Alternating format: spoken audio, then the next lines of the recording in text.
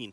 All these wins, all these trophies come and they matter because then they know how they're going to win it. They're not afraid of winning it. They know how to fight back. And this is why every single tournament that goes on where Na'Vi wins, they become harder to play against because of that confidence. I mean, it's the same idea of a snowball rolling downhill, right? Absolutely. It's gaining momentum. It's also gaining speed and size. And for the inertia that Na'Vi can exert here, it's kind of scary when they get out in front of things and out in front of teams. For us, we need to talk maps and start to take a look at where this best of three, this semifinal, puts us. Any immediate crossovers? When I start to look at you guys, I want to know, what are we going to be seeing today? I mean, definitely it has a little bit of a different paths. Like overall, I think that we got the vetoes before. And I was a little bit surprised. Yeah, I was a little bit surprised that we got Na'Vi picking Mirage and G2 going for Inferno. That's something that we didn't really expect. I personally expected G2 to go for their own Mirage, and Na'Vi going for Nuke. I thought G2 would go for Inferno. It probably is one of the few maps where Na'Vi have looked mortal at times, but Na'Vi not picking Nuke. That to me is a surprise because again, if we attack this Monacy versus Simple angle, if you want to try to neutralize this threat that Monacy was, think about how he showed up on Mirage. Think about how much confidence he got from that first game. We know, we talked about it with Yenko, it's a map that suits his playstyle, whereas on Nuke, he's the lowest rated player for G2. So they're not trying to neutralize Monacy by allowing Mirage, that's for sure. Na'Vi had a really bad game against Anson Nuke, if you remember at the beginning of the event, and they just lost 16-3, 16-4 was it? And then G2 had a great game against Fnatic, which wasn't their pick. It was 16-2 on that first map. So maybe that comes into play a little bit. Maybe Na'Vi doesn't feel so confident on it anymore. So they want to go in a route of Mirage, which wasn't really good for G2. Yeah, it was a little bit of a turbulence right there, but ultimately got everything back underway. For us, we begin to look at the plan of attack. What does this matchup look like in the server? We're going to find out with Mahoney. Hello and welcome back. I'm going to go over the key tendencies and strategies that can be found preparing against G2's Inferno. Starting off on the T side, we want to look at the key positions and who plays them. We should be expecting Nico to be the lurk towards Banana and Hunter to be the player towards Apartments. The first and most important tendency to be aware of is that whenever G2 physically take mid brackets control with bodies, they've shown to always end A. This brackets control is more often done in the latter stages of the round, so for the CTs holding middle, the key will be identifying when G2 takes brackets control with actual people and not just utility. The second thing to watch out for is G2's A take with smokes. This is a strategy that G2 will tend to do once or twice per half, and it usually involves smokes at the arch position, library position, as well as a smoke that lands next to site, providing protection from pit for players wrapping the A site from long. The key detail for the CTs to know is that the main push usually comes from long, so we'll see how that affects their setup when they see these smokes. Now over on the CT side, we also want to be aware of who plays which positions. We should be expecting Alexi B and Nico to be holding down B, Jax as the Halls player, Hunter as the A site rifler, and Monacy with the op towards A. The third thing to look out for is G2's aggressive window peek towards second middle. They ran this once in each of their past two matches against Astralis and Furia. Will we see it a third time in a row?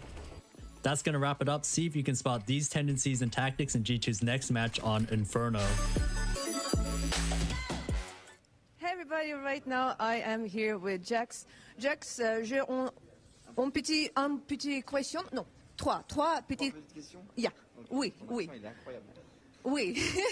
Okay, Jax. I actually want to talk about your child, your kid, your baby. Of course, I'm talking about Ilya. I'm talking about Monacy. Yesterday, he managed to show an amazing performance on the big stage. Do you feel like it gave him the needed confidence boost? Of course, yes. When you play like that for your first arena against a good team and against front of this crowd, and you deliver this performance, for sure, it's a boost performance for the next step. Well, right now he's only 16, but at the age of 14, he actually got invited to FPL, and there were some people that were kind of skeptical and like were not happy with it. Do you think that with yesterday's performance, he kind of managed to silence all of the haters? Yes, for sure, but you all know the community of CS. One day you are good, everyone is behind you. One day you are bad, and it's the opposite. So you just need to feel the moment present and to play his Counter-Strike. Well, today you're going to play against Na'Vi, and in one of the announcement interviews, Ilya said that he is coming for Sasha. Does he feel excited to actually play against the best player in the world? Actually, I don't really say something about that, but I think inside of him, yeah, he really wants to prove to Na'Vi he can beat them and can be really strong opponent to Sasha. Okay, then good luck and merci beaucoup. Thank you very much. Well, Monacy is going to get that Mirage Trois, of course, in the second map because Inferno being first. Now we get to talk about and we'll actually go down to the commentators. These guys are ready to go. They're out there with you all in the Spodek, and I want to go ahead and bring them in now. It's going to be that of Moses and Sadakist. Good morning, good afternoon, and take it away. Dzień dobry. Yeah, it looks awesome to be here, Trace, right now. Back in one of the absolute temples of our game, the Counter-Strike stage, the Spodek.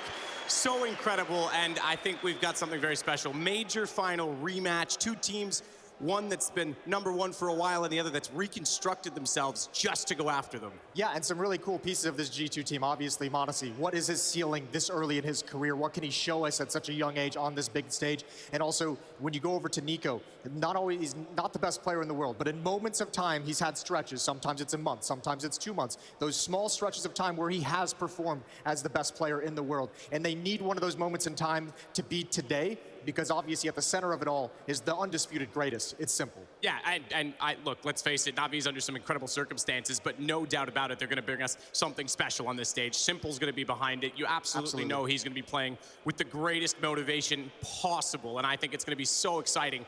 I think you're absolutely spot on. Monacy versus Simple, that's a whole battle in itself. You also have to look at Bit a little bit as well. Bit of a sophomore slump going on. Maybe he needs to step it back up. Maybe getting into this situation will reinvigorate him for what we saw last year.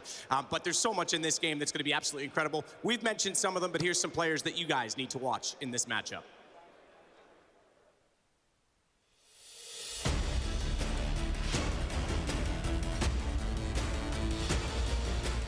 In order to reach the final, two silent heroes have to face each other. Hunter, powering the engine of G2, his clutches ensured the progress of the team. But is the always second able to step out of the shadows and claim his first trophy? Electronic, the star rifle remains a constant force in the Titan of Na'Vi.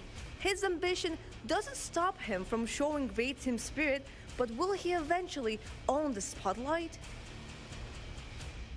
One wants to maintain the era of his team, the other is living up to his name to bring home the prey. Who will dominate this encounter?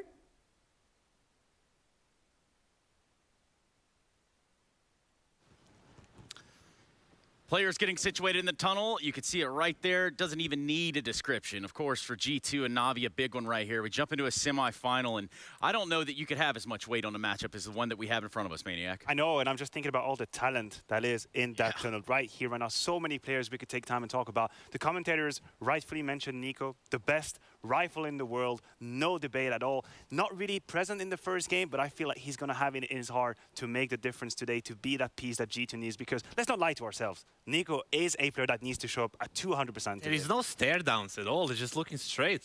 I want to see some stare downs, some trash talking, something before the game, right? A little bit. Like when you said, like Nico, I'm going to be looking at him, especially at the first map on that banana. We have like Nico, who's the absolute king of banana. So long forgotten Freiberg is not there anymore. I was going to say Freiberg might have some words for that. We are just about out of words. So without any further ado, a semifinal is upon us.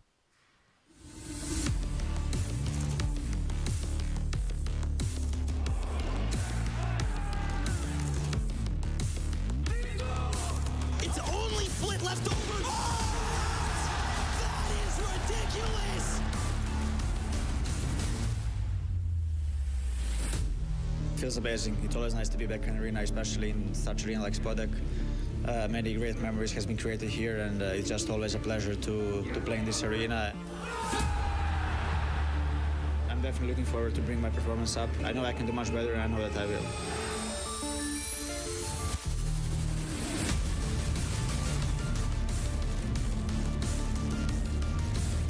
I'm not really sure what to expect, which Navi we're gonna get, but no matter what Navi we face tomorrow, it's not gonna be an easy game, and we are really gonna have to give more than 100% in order to win versus them.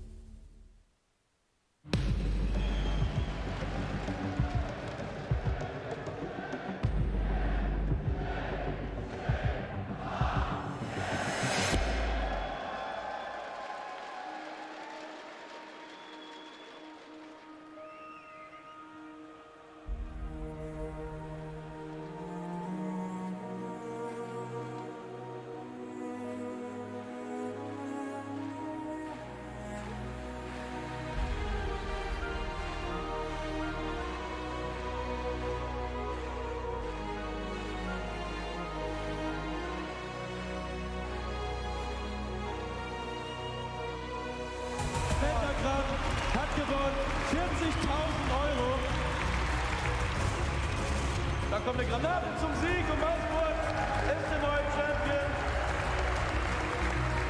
They've had to go a long, long way. They've had to overcome the biggest teams in the business. Bomb site is up against 4 from Navi. Surely they're going to kill him. And Navi will win the Intel Extreme Masters Season 4.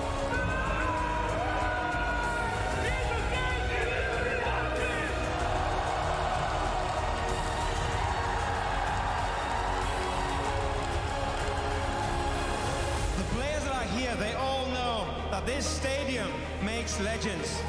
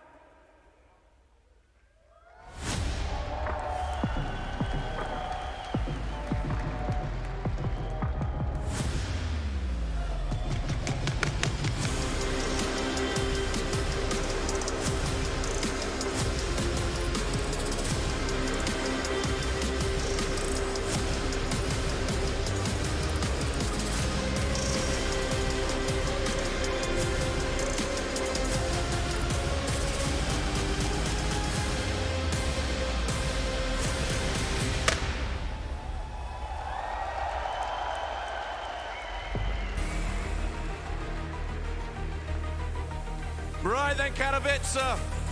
Who's ready for day 2? Oh yeah, do you know what? I'm legitimately, outrageously overexcited for what's about to happen today in this building at the Intel Extreme Masters here in Katowice. Why? Because we're about to play Counter-Strike in front of you. Are we ready? I love that sound. Now, yesterday, it was the first day back in here after 3 years, after 1,000 days. And do you know what? For a host of reasons, it was emotional. We felt our way back into it slowly. Today, we go ham. Are we ready? I love you guys. Now, it is semi-final day today, and I'll let you into a secret. As you walk up the stairs, just coming through those doors where 2 teams are waiting to walk up, it says, engrave your name in history. That's what it says on the stairs. Why? What does it mean? It means to engrave your name on this trophy, this silver heart of a trophy, to engrave your name in history, to be one of the winners of this fine, massive esports tournament. And that's what we're about to see. 2 semi-finals, a place in a best-of-5 grand final tomorrow is what is up for grabs. Now, our first semi-final, I can taste the excitement. I know you're ready for it. Should we get the teams out? I said, should we get the teams out? All right, well, the first team to come out of these doors, we know they're the best team in the world. We know in their ranks, we have possibly the greatest player to ever play this game. Understandably, the question is, how will they manage playing today? Spodek, everyone here, please welcome to the stage right now, it's Navi!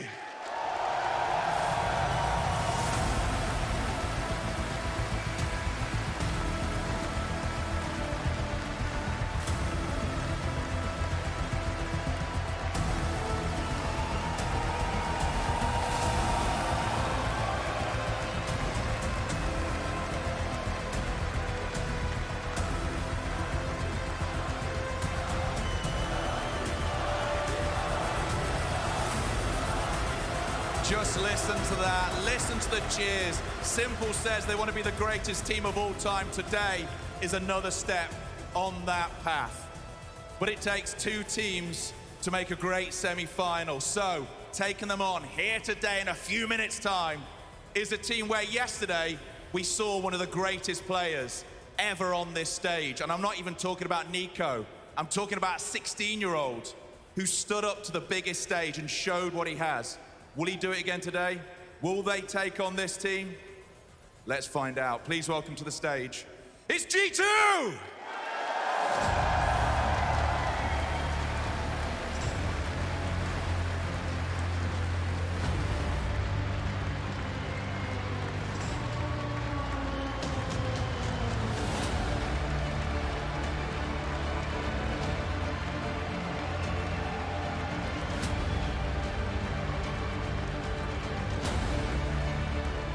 They are a lineup built to win trophies. They want this trophy. And wherever you're watching this right now, I can tell you can taste the excitement in here. Let's have a show of noise of who we think is going through to the grand final. Who is winning this matchup? Is it G2? Is it Na'Vi?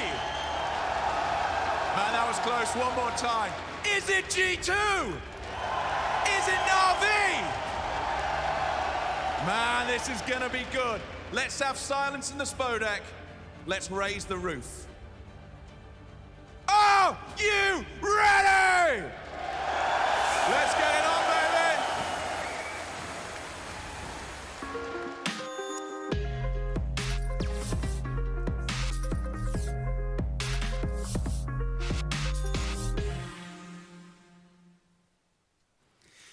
Well, there you got it. Teams on the stage. The Spodek is ready to rumble. We've got the scene set and a semifinal upon us. G2 Na'Vi now. We're going to have Heroic Phase thereafter, and only 2 of those aforementioned teams are going to be jumping into that grand final tomorrow. This game right here between Na'Vi and G2, even just on Inferno, it packs a punch. Absolutely, Trace. I cannot help but think that whoever wins today right now might just lift the trophy in Katowice in the grand final. Oh, okay. That's it. I said it. Big words. I said it. I think the winner of the event is on the stage already. That's how I feel about the quality of that game. I see what you've done there. But how do you think about that, Kassad? Give me something to go with here. Well, I'm gonna take a look at the first map, you know, as in Inferno, and I'm not reasonable even. I'm not looking at the matchup between m0NESY and Simple or Nico and Simple. I'm looking at the Banana, and I'm looking at matchup between Boomic and Nico. Right there, that battle. It's going to be very exciting to watch. We know that Boomic likes to play aggressive. We know that Nico likes to play aggressive. Nico is the type of the player that he can take over his own, you know, by himself, the whole Banana. He doesn't need 3 mollies. He doesn't need 6 flashes. He can fight it by himself, while the other team, while the other players are going for something else. So that's the first battle that I'm going to be looking for in the very first map today. People talking about Nico, this, Simple, that. What about a guy like Electronic, Maniac? Well, it's interesting you mentioned, because I believe that if you go down that ladder when it comes to the hierarchy in Na'Vi, you start to see some cracks in the wall that we have seen at this event. The reason I'm saying that both Electronic and Bit are currently playing their worst LAN event ever since we went back to offline. And this is why today is a huge test of character if you are Na'Vi. It's a huge test of the legacy you are building, because you are going up against a team that purposely changed lineup only to take you down, for the sole reason of taking you down. Today, a few of you players maybe not playing exactly the best Counter-Strike they can. Can you actually succeed? Can you prevail right now in this context? Well, we have Na'Vi on 21-1 on LAN score, right? We have Electronic, like you mentioned, Trace, on the CT side of Inferno. He is one of the top 3 players on the playing pit side. So it's Exile, it's Robs, and it's Electronic. So, and he always delivers on the CT side of Inferno. I'm not too worried about him at all. As it should be. And Electronic being one of those guys that you look at from time to time over there, and you say, okay, well, Simple's doing his thing, but how's he getting propped up? Electronic, one of those players that can do just that. When we look at Na'Vi, you think about just what they've done already in this arena, albeit 2 years ago. In my mind, they're still the kings of this arena. They absolutely are. And you also have to realize that obviously when they lifted the last trophy, unfortunately there wasn't an audience. Yeah. So there is something else to be done here for Na'Vi. There's something else to be achieved to actually lift the trophy in front of the audience, a trophy that they deserve. They want to build an era. They want to win all the important tournaments. This is where we are. Katowice is on that list. What's that saying? Like the wolf climbing the hill is hungrier than the wolf on top of it? What? Is that the saying? I mean, it makes. we have wolves in Switzerland. I don't really know if they're climbing. I mean, I don't hang around a lot of wolves. I'm a one-man wolf pack kind of guy, but only wolf. Yeah, I mean, I get what you're saying there, sort of. Kassad, truth be told, though, if you have to put your eggs in one basket, I know you're going to be G2. So tell me why. Do I only have one basket? Yes, it's weird how that works, but yes. I have to give the advantage to Na'Vi, just simply because they are more complete team and like they're more experienced team in this arena. Even with the flashes of brilliance we saw yesterday. Even with the flashes of brilliance. Can you do it again? I'll go for G2. I have G2. I think elements are gathered today for an upset to happen, for this Monacy to show up again. Of course, you talked about it, Kasai. You said 95 series for Simple, 1 series for Monacy, which is the one series that we are all banking on. We're trying to hope that it's going to That's the ultimate matchup right now. He's jumping from James that he had to face yesterday to Simple. You know? Yeah, but I wouldn't even consider the matchup. For me, it's just that we've seen one game with Monacy on the big stage, and he showed it big times. He was huge what he just did.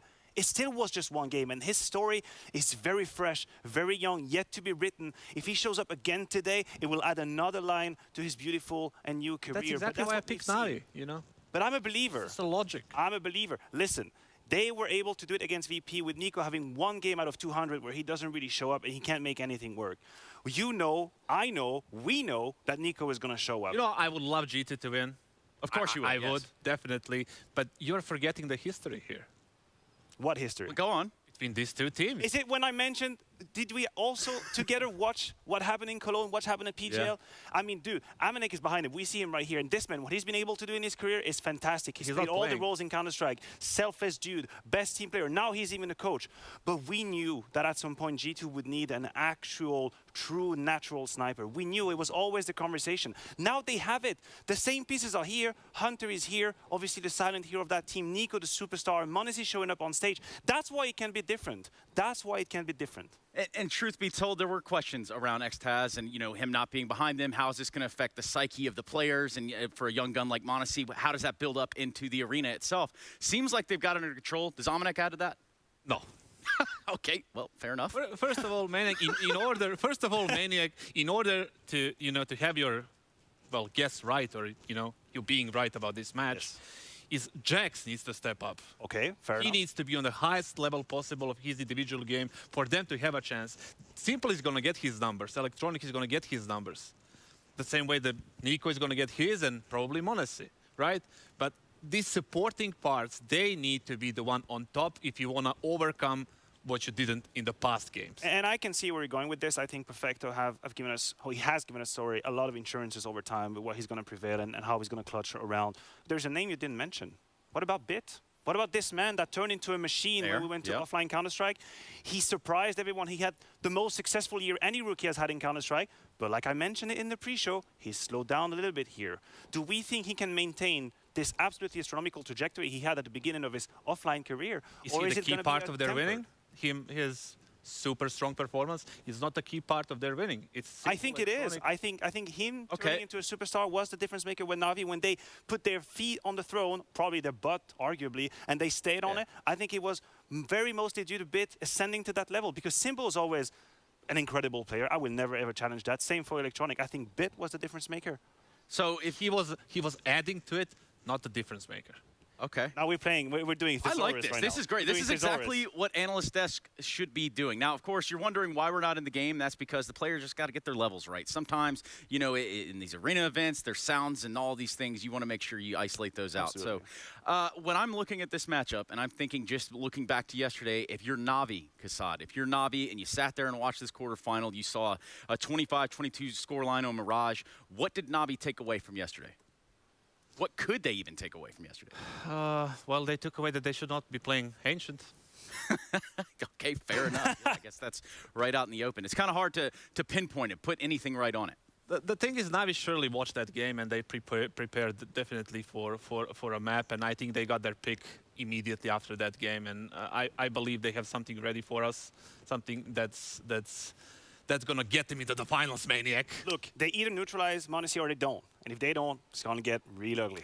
Yeah, that's going to get real spicy, and so are we. We are ready to get this matchup underway. Ladies and gentlemen, a semi-final bout featuring G2 and Navi. We're starting on Inferno, and then we're going to Mirage. That much is guaranteed. Spodek, make some noise, and let's get this underway.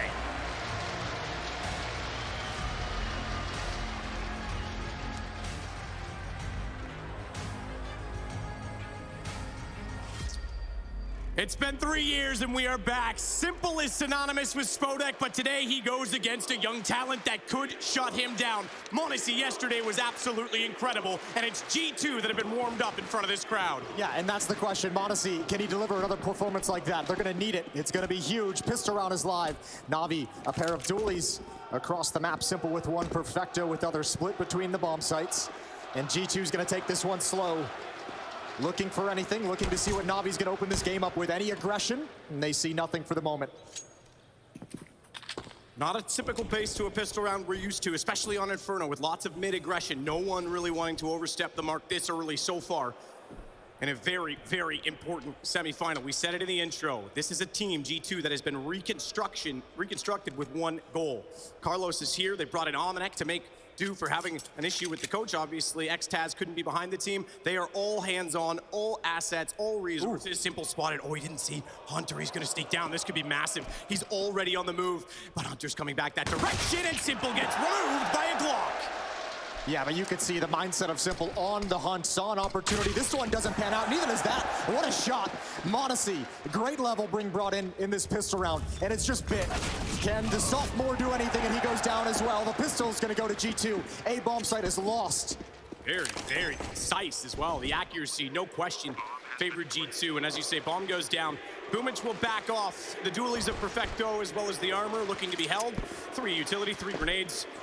And therefore, that's why Na'Vi will bail out of this one and concede the opening round to G2. Very, very concise start. As again, want to see getting a kill in the opening round. That's going to be huge, just to get rid of the nerves. Yes, he had one good map yesterday, but it's a whole different day, and it's still a big stage. Yeah, we're still discovering what he's going to be made of this early on in his career. It's going to be fun to watch here in the semifinals. And look at G2. You want to talk about hunting. They want these weapons. They don't want to give anything to Na'Vi easy. They want to take everything out of their hands. And dualies to find plenty of utility on Boomich as well if they can take away for the next round. That would be massive. He's going to be hunkered down. He finds one. Safety for Boomich. Perfecto as well. And G2 content with the victory. It's 1-0. We heard Mahone breaking down as well that brackets control. When you see just utility, chances are they're not committing. As soon as you see the bodies applied, watch for the take. And as soon as they got the shot on Simple, they knew there was a chance to walk in. This second shot as well from Monacy, so good. You know, let's say this too as well, because yesterday what was kind of went overlooked with the success of Monacy was how good of a game Hunter had as well. Continuing here with that opening kill onto Simple, a flick over. He didn't expect that positioning whatsoever. A great reaction. Worth noting the last time these two teams played on this map was at Blast, just recently, in fact, and it was 22-19 in favor of G2, but it took double overtime to get that. So we are in for a close affair. These guys have matched up quite well throughout the year. Nico through the smoke. Best rifler, I think you could say, in the world right now, without a doubt. He'll take out Boomich to start the round, and it's banana control already for G2 as they just try to slow things down a little bit and clear the top side to make sure they're safe. And if you play Na'Vi on Inferno, you're gonna really recognize and you're gonna know that Boomich is gonna be really crafty around this half wall. If G2 can continue to find that kill on him, pick him off, really negate the harassment that he wants to put out in Banana, that's gonna be massive. Good opening kill on him through the smoke, a little bit of fortune. And I think Perfecto's even gonna play this passive. If they do end up committing to this bomb site, Navi's gonna have to save these weapons. Simple Bit and Electronic still at the other side of the map. They won't be committed. I think Perfecto's gonna start finding an exit route. I love the mentality of Simple to go for a shotgun. I really think he is gonna be unrelenting today. I really think he wants to go absolutely off. Bomb planted though, and Na'Vi already willing to back out of it. They'll even get Perfecto away from the ruins, so that's another gun held for another round. P9s can certainly farm some cash should they be given the opportunity. And you'd hope Simple that he can open up this game once we get the gun rounds on hand, that he's going to open up with that mentality you said, with that impact you just said, because we heard it from Nico a couple of times through his interviews leading into the semifinal matchup. He's not super confident that this Na'Vi team is playing at their peak. He's looking at it and he's being super happy seeing some of the shakiness in the early stages of this event from Na'Vi and some of the recent events they've had to start the year, and that's going to fire up Nico. If Simple can help put a stop to that early on, that'd be massive for Na'Vi. I mean, the stats don't lie. Prior to coming onto the stage, Nico, through the group stages, was holding a 1.5 rating. Highest in the tournament. Jax was playing, in my opinion, the best counter. Yeah, he was phenomenal. Play outrageously good on the CT sides. And you've already mentioned Hunter going off. Monacy yesterday on the stage, incredible as well. There's so much going right now for G2, and you're right, Na'Vi, Bit, sophomore slump, perhaps we're seeing him fall off a bit. Electronic, really poor showing so far on the stages since last year. And I agree with Maniac said on the desk. Simple's one thing, but he has to have others with him, because Simple's been on this team for years. If it was just him, they would have been winning for a long time by now. It's a great conversation on the desk. The stars are going to get theirs. We know the big names on these two teams. The glue guys sometimes make that final 1% difference to get your team over the finish line. What kind of impact can the rest of the players have? Here's that shotgun aggressive. He might have a chance. It's Hunter on the other side, who's very, very cautious, very wary of this aggression. He won the initial duel in Halls on the pistol round. Simple's going to back away. And Hunter's taking it slow, so Simple should be able to sink back into safety. Silently will put himself down toward the boiler doorway instead, as he is getting closer to the top side of middle. Meanwhile, good grenade damage. Alexi B gets tagged down to 42. Bomb still waits back toward the kitchen stairs, so G2 just trying to bait out a bit of utility, which it is dwindling on the Na'Vi side. They didn't have much to start with, to be fair, but now they'll start to try and play the picks and execute toward a site. And it is a bit of a bonus round for them, for both sides. Considering we're on round 3, it's quite scrappy weapons, but no one wants to give anything away in the economy. On top of sandbags, Nico over top of the smoke.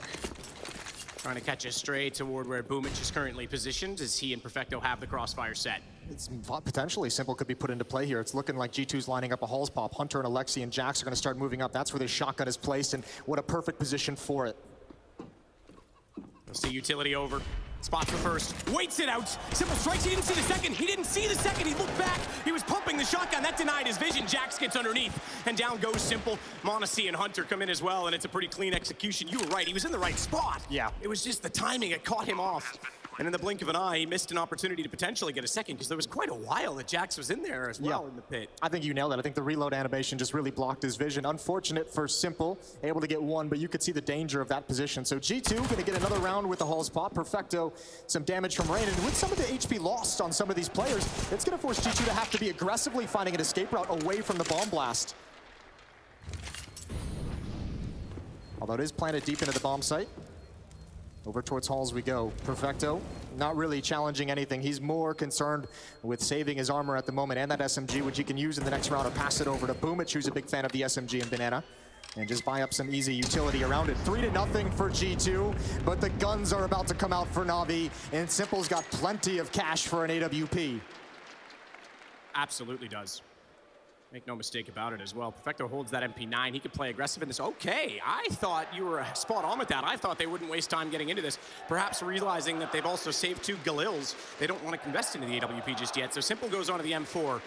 The M4A1S, what a laser beam it is lately. Yeah, and the spam through the smoke as well without the trays. There's a lot of harassment coming out from these CT sides. Na'Vi looking to get started, looking to get their first on the board. Standard Banana control. Nico eats a nade. Molotov's put out the utility exchange in Banana. A little bit of a boost over to force Boomich back. Remember, they know they can find this kill, and they've got it again. They've got it again. A good focus on Boomich for the openings. That boost was brilliant because they thought they finally had the control again with the rifle's confidence in the nade damage, but the man advantage sustained as well. They can slow this down, and it's 3 toward pit side bracket right now for Na'Vi. That's a long rotation. Perfecto's left alone completely.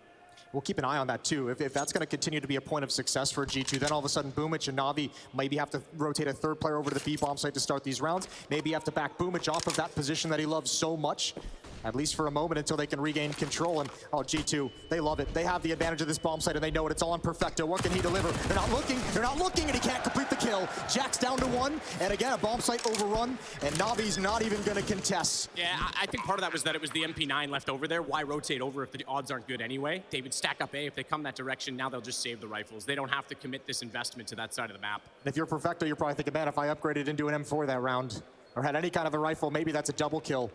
Brutal. This is a phenomenal start to Inferno for G2's attacking side. This is 2 times we've seen Boomich picked off in Banana. You're right, Jax dinked to 1 HP. The head armor doing a massive amount. Na'Vi still looking to warm up on this game, but we'll again have another chance to do so as the bomb's going to detonate here. 3 rifles carried over. They'll be in a position as well with Perfecto to drop out 1 more, so they'll be fine in the next round as well. They're playing the economy game very well early on in this so far. Na'Vi just saying, you know, it's still early. We have a chance to recover. Let's just make sure we don't ever decimate our own economy by trying to force retakes, by trying to force too many buys. They had Perfecto with some extra cash. They have some opportunities. I think Simple's going to drop him the M4 and pick up another one and get an op in return. Excuse me. 4-0.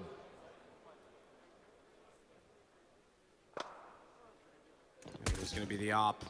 They go straight to it. No utility for Simple, but they want to try. Oh, I thought they were going to put it toward Banana, actually, off the start of this. Try to shut that down. Instead, they'll play 3 rifles there. Boomich to lead it, but Simple, they're pushing up toward top middle. He's got to be ready. Sliver gap, fires, can't quite connect. He's off. He's backed, and that allows Alexi B toward the top wall. Hunter was the one that got by, and my God, does he ever have space to work with? Pitt's going to walk right toward him. He has to make sure he's looking the right direction, and he is. Gets dinked in the process. He goes down to 9 HP. It was M4 versus M4, but he had the jump, and Electronic knows now he's got problems. Which way has Hunter gone?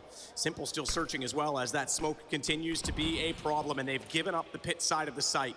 They are uncertain completely right now of where G2 is. It's a really uncomfortable situation for a defense to be in. Look at all the bodies towards CT spawn. They're trying to find this one lurker on ramp side, but they've given up control of the bomb site in exchange. This is going to be tough, and Monacy's got another. There's the peak. It's all on to Simple. Electronic finds the initial kill. What a great flick!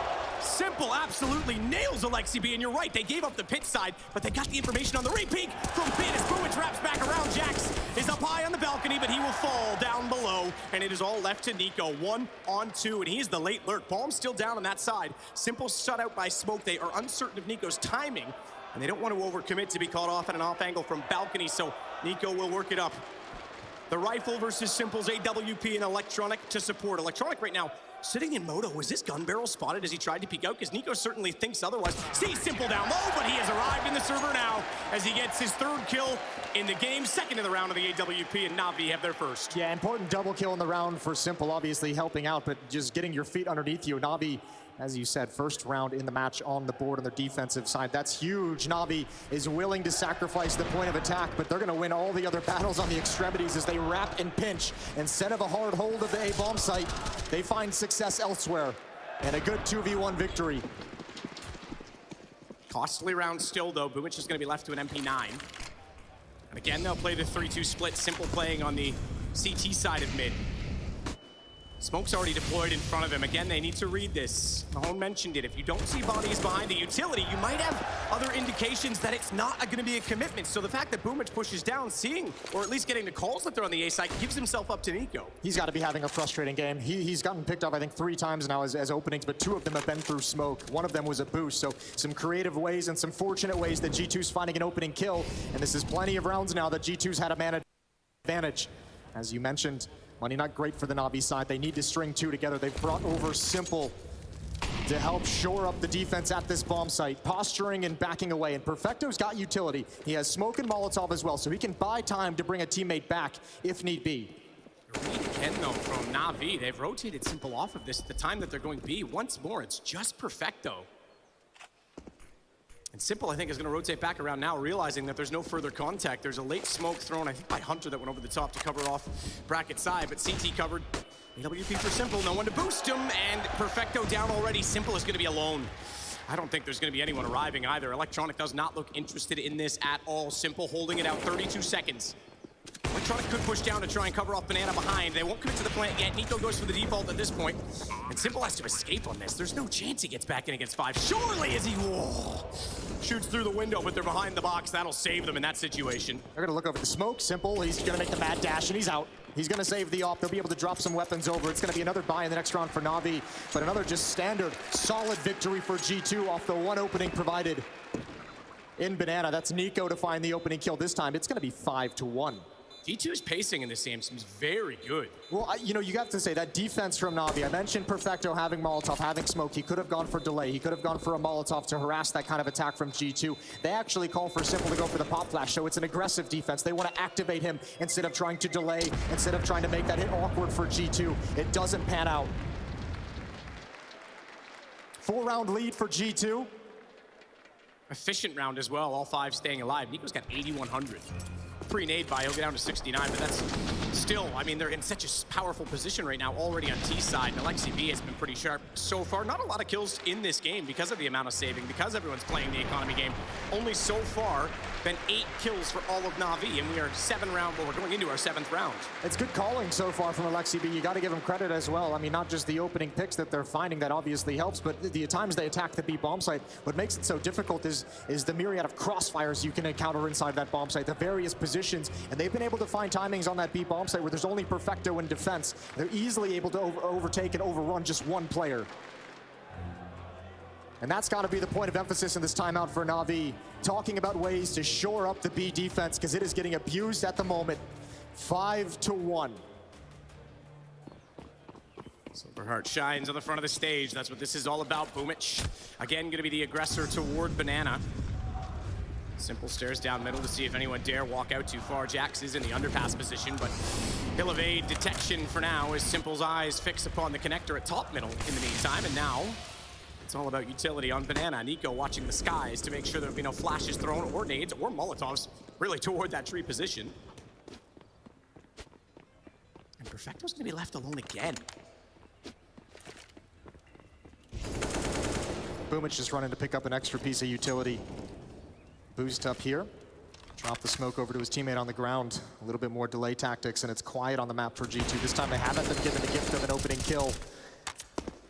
This one might be a little bit scrappy. So Banana control for G2. They're going to leave Nico to hold off any re-aggression, and they're going to address mid, try and take control of brackets. You've got Simple with the AWP on Rap side. Got Bit in lane with his M4. Hunter again, though, is hunting. He's so good at finding space. We saw it on Ancient as well. Group stages. How clear and concise he was about taking mid, taking red room. So we've got bodies toward the top side of brackets this time. We've got utility thrown that direction. We've got Simple at Moto, and Electronic has not yet left the pit. Bit will swing on either of this direction, but the kills are coming. We've got 25 seconds until the round expires, should the bomb not arrive on the site sooner. No rotation yet from B. It's a 5 versus 3 on the take. And Bit up close on the barrel. He's going to have to go big on this one. Swings out, knows Modesty was close, had to rebolt. Alexi B trades, but that's a job very well done considering they lost Electronic behind. Simple smoked off, though. Boomich is there to support this as Jax will hold in the corner. That's a tough position to clear. Walking out as well with the AWP. If he takes one shot toward the site and no one is there, Jax will be able to swing it in. Simple instead, it goes the other way. He gets the advantage of information, but still such a tough task. And do they consider going for this in a 2-on-2? Surely by now they have to. Exactly that. And it's Hunter that holds the pit. Smoke goes down. He'll try and get above it, but that's going to deter a lot of his vision. He can't quite see through it. Finds a gap. Simple go over the top. Does he try and go over the cart? They'll nade out knowing it's going to walk by. Hunter's looking for a better angle. He's looking for better vision, and you're right, the timing is gone. And more importantly, Simple's going to be caught out. He can't escape. The AWP goes down, and it's a disaster for Na'Vi. They do lose Hunter and Alexi B to the bomb. It is worth noting that all 5 players die for G2, but it's 6-1 in their favor. And they've got the money to sustain that. What a great hit. What great calling from G2 so far. Taking control of Rap side, negating Simple's efforts at defense. He's blocked behind a smoke. He has to consider the play towards CT spawn. Cannot assist anything over towards lane, towards the main portion of the hit. And a great pick from Modesty. He takes Electronic in pit. One of the great strengths of the defense in Bit. An admirable effort, but can't find the third. And the retake forced away. Here we go, Simple. Run boost. Oh, baby, he wants to get aggressive. He's got it. Absolutely what you'd expect to see from Simple on this stage. I said he was going to be aggressive. He's playing with a motivation right now to stand above, but finding Jax up close. He wasn't quite ready for it. Bit does get the trade, so it will still be a sustained advantage for Na'Vi. Yeah, 1 kill for Simple. Well, what a kill it was. Sick movement as well. We just thought that was going to be the straight run boost across to Boiler. He goes right down behind a deep smoke. What a nice set play. 2-for-1 exchange. Na'Vi will take that. 2 players at A, 2 players at B. G2 still spread across the map, looking for any follow-up aggression. 1 minute and 10 seconds left on the clock for round number 8. And G2 doesn't have to commit with this utility, just trying to make these A defenders a little bit nervous, trying to posture like it's going to be a hit out halls. And ooh, Electronic, that's a freebie. Hunter never expected him on top of the balcony. 4-on-2 now. That is the issue with that smoke. If someone is playing balcony position, it's easy to spot above it. Monacy trying to work around from bracket, tries to dodge out the flashbang, but at this point, most convincing and compelling round at this point for Na'Vi as he walks into certain death, surely with Electronic a bit. Trap sprung on either side. Just a matter of triggering it with the AWP. He's already pre-scoped in, trying to be as stealth and sly as he dare. Flashbang shown for Rap side. They're going to move in. Monacy couldn't find anything. No mistakes given by Na'Vi. Here's the hit, but the crossfire, oh so strong. Monacy misses a chance. Down to 10 HP, and he's going to fall at the end. Double kill for Bit in the round. He just cures the AWP for Simple in the next. Na'Vi just 4 rounds back. Electronic, great positioning as well. We mentioned the smoke on the balcony. He manages to find a gap in that one up close on the cart as well. So works very well against the utility in that round. And now you go back to the previous where you mentioned some of the economy, some of the extra players for G2 that go down at the end. Simple taking a death just to keep them trapped at the bomb site. This money is starting to run out for G2's attacking side. Na'Vi have them at a bit of a breaking point. We're getting there. Na'Vi's almost back in this game early on. G2's first timeout. That's one used from either side. Reminder, you have 4. Brings the coach into the picture. Almanac standing in behind G2 today. Will have his first chance to be vocal in this matchup. That's so sick. I love that. I love that they had this smoke set. No, there's no way Nico's ready for that. Not in a month of Sundays is he ready for that peak. Yeah, you might start being ready for it now. That one is going to put the fear of God in you for the rest of this half. So, G2 out of the timeout. Odd money situation, 3 AK-47s, 2 MAC-10s. Look for something aggressive, something fast-paced when they eventually pull the trigger. This is a different set though. Watch, Boomich has the MP9. He's been aggressive with it, but now the AWP could use him as cannon fodder in this situation. Boost it up for the moment. Simple just trying to find one kill. They're saying if you're going to keep attacking Banana and try and find a pick here, this AWP can put a stop to that. But it's not here. Alexi B and Jax, the 2 MAC-10s, it looks like they want to come up middle. Left side is smoked. Electronic is alone. And he might have a lot of attention on him. G2, here we go. Switch to bags. Late smoke to cover off Nico. Perfecto and Simple are on the charge because it's a close bracket to hold on the opposing side of the map, and it's Alexi B with a MAC-10 that wins out the first kill. Monacy's ready for the re-aggression from Bit. Down he goes. It's got to be the arrival of the rotation, and Perfecto on the spot in a perfect time will take out Alexi B. And that'll slow things, but temporarily so. Hunter's already inside of the pit, but nothing to deter the vision. Simple, I thought he was going to get a second shot at it. Goes back out. Can't quite collect the head that time, but it'll work and wrap around Monacy, not with his Shepherd staff, but he will still be able to convey and persuade only for a single kill as Hunter holds the bomb is planted in the process. Down slash potentially for Hunter. Off the door. Pop out into the lane.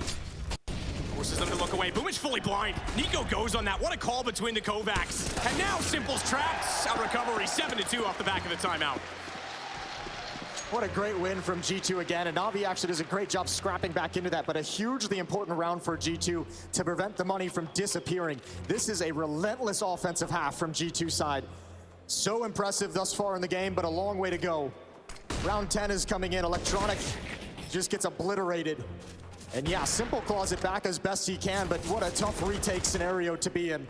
5 rounds away. Simple with the AWP again. And you can see him now forcing the issue, forcing to try and find an opening kill. He's got a leg on a Jax, trying to give his team any advantages that he can early on in these rounds. And he's tried both sides of the map as well, aside from the run boost. Spectacular run boost. He's only found one of the very early picks that we often look for from that CT side. And Jax, though, as you mentioned, is lagged. That's going to be a problem for them. You might see him, in fact, swap over. If he's going to play picks at this point, the AK certainly is viable, but you might see him swap over with Alexi B and just run in toward a bomb site at some point in this situation as well. It's nice to find a decent exchange for Na'Vi on like the opening contact, a leg shot onto Jax, even though it's not a complete kill. Opening kills are 2-7 in the favor of G2. Simple's the only one on Na'Vi with opening kills for the defensive side. They really, really need to get a little bit stronger at the point of attack at the initial contact in these rounds. Another B set piece. It's 2 players to defend. At least they have their full resources here. Molotov and flashbangs to delay, and Alexi wants nothing to do with it.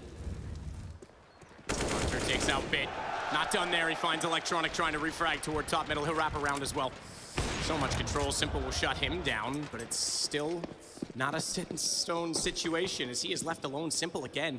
Out in the lane as well. He's going to be caught. Nico late on this could trail over and protect Alexi B, who still holds the bomb, still holds the MAC-10. Simple making noise. I don't know if he's heard at that position. No, he wasn't quite. But Nico certainly gets away with it as Simple can't land a shot. He had to do something. He had to do something. He knows what the play is. With 1 AWP at the 8 bomb site, he knows G2 likely to wrap through halls, make it really, really difficult for the AWP to get a multi-kill. He had to secure one of his fronts, not being pinched. This is brutal now. Hunter with a great double kill up mid to open up the round, and they were blocked off at the B bomb site. He's there to open up a second option for the attack, and G2's found success one more time. You got to give credit to Hunter, not only Hunter, Alexi B with the phenomenal calling so far in this half to give his team a 6-round lead, but also the preparation from the coach, Xtaz, who's watching nervously, I would imagine, from the hotel.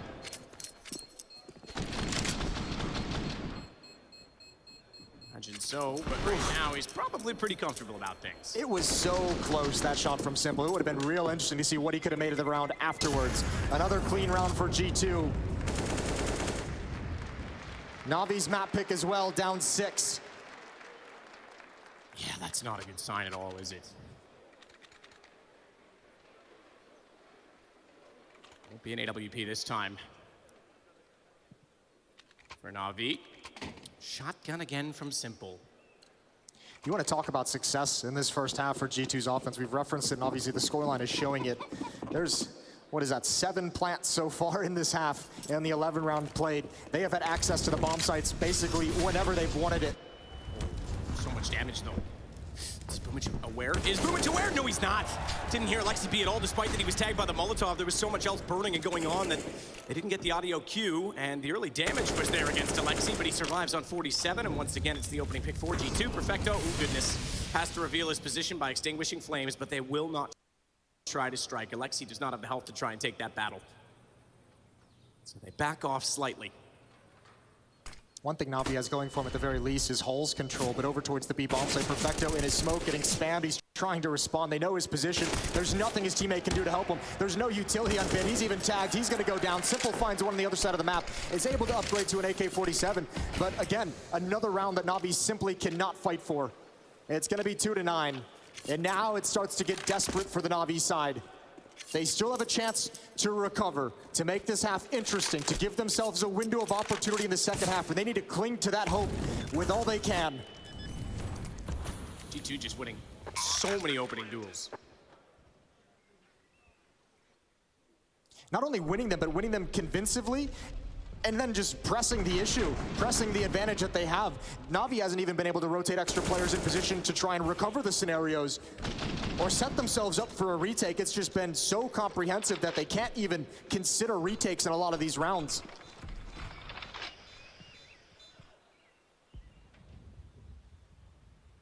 So the bomb will explode again, and G2, like you say, will find their 9th round. Simple does manage to upgrade onto the AK, so there will be a little bit more firepower for the CTs in the next rounds.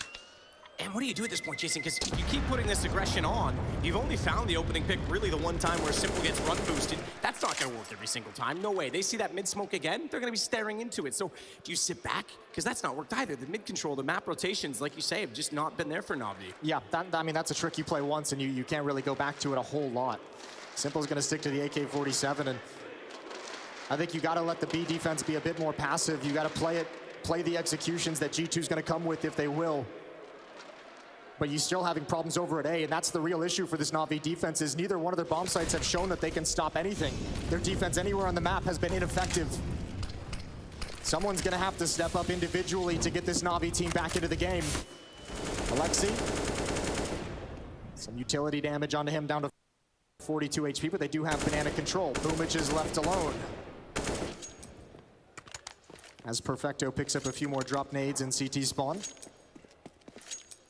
Yeah, keep an eye on the map. You can see there's still a few more there, so a bit of an arsenal and weapons cache for them to rotate back to. It does give a lot more versatility to the B defenders, because we often talk about trying to anchor that with a late smoke. Perfecto this time, though, wide vision, completely open. He'll sit back toward the coffins. Does have Boomich to play off of, though. Bomb's still way back. Alexi B, I think, is going to probably try and set for a take here, and if they get the picks, he'll run for it. Jax could rotate as well. Bit's the first one that would be able to move freely. From A to B. Meanwhile, Honesty walks in. Perfecto tag down to 3. If he's able to call that hit, watch for utility to take him down and finish him off inside of the site. With, as well, the crossfire completely smoked. Boomich has to walk through. Nico has him instead, and it's 3 to hold the site alone. Perfecto once more is in such a tough position. He's managed to get away from oranges 1 and 2. Goes to water instead, but Alexi B able to land on his feet and turn back to find him. It will give Bit the chance, as we mentioned, the closest to rotation, but he is removed by Monacy once more, and Simple, he better strike with absolute perfection now. AK-47, he's spotted in the smoke, and this one is over as well. Double digits already, G2. Yeah, and this is just a round that is built off all the successes they've had in Banana. That defense so passive, and Monacy has the confidence to just march in with that AWP. They know they've been punishing it. They know they've been making that defense nervous of peeking, nervous of losing the initial battle. That's a lot of space for a strong Opera to work with.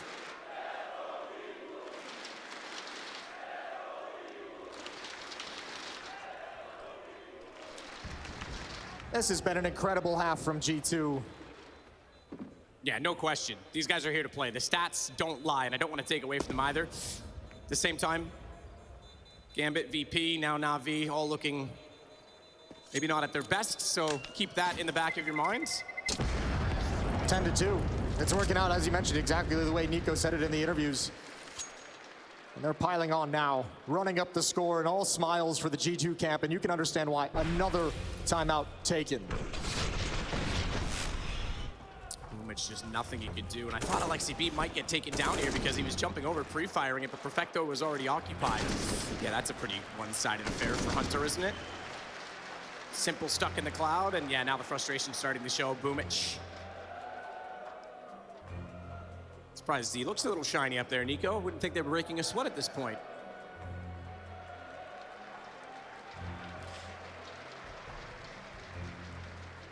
All right, Spodek, all right, Na'Vi fans, remember the opening speech given on the stage. Whatever extra energy you have left for your team, Na'Vi fans, they need you now more than ever if they want to get back in. Simple again, he gets down toward Hunter. Excuse me, at the bottom side of the middle as Nico has to work out. Molotov's on his feet. They've definitely heard him close this time, and they've got a position set for it. Once again, though, the man has been struggling for kills. Boomich will strike. Something off the back of the timeout. The energy perhaps beneficial as Alexi B left in middle. Jax and m0NESY with him. m0NESY with the AWP, still looking for a pick in response, but Na'Vi can sit back a little bit in this round. They've done enough to at least control the situation with 1:15 left on the clock.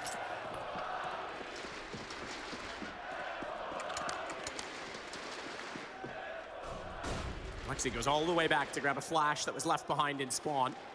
This has to be a win. This has to be a clean win if you're Na'Vi. 5-on-3. Don't let them take this bomb site. Boomich finally finds some success holding off in Banana. No utility left on him. Perfecto. The timing on his Molotov and his smoke is going to be important. And does m0NESY have the courage to be the tip of the spear again for the G2 attack? Does he just want to march in?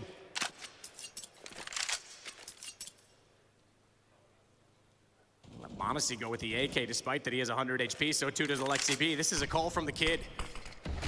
Simple's here now as well. There's the great timing from the utility. New box Molotov down. Flash for m0NESY, he's in. Simple, he strikes back through the smoke. His calls for solidarity, and now his teammates will step up as it's companionship toward the championship. That's the goal for Na'Vi in this round. Everyone strikes, and it's just Alexi B left. It'll have to fade away. 9 seconds left in the round, and he's gonna be caught. He's gonna be taken down. It should be before time, but it is a third for Na'Vi. Nicely done. First round.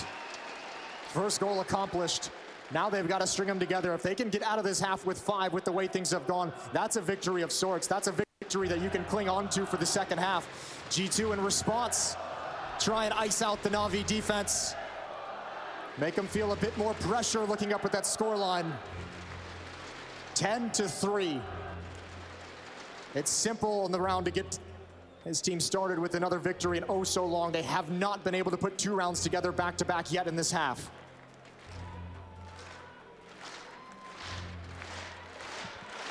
An understandable pressure.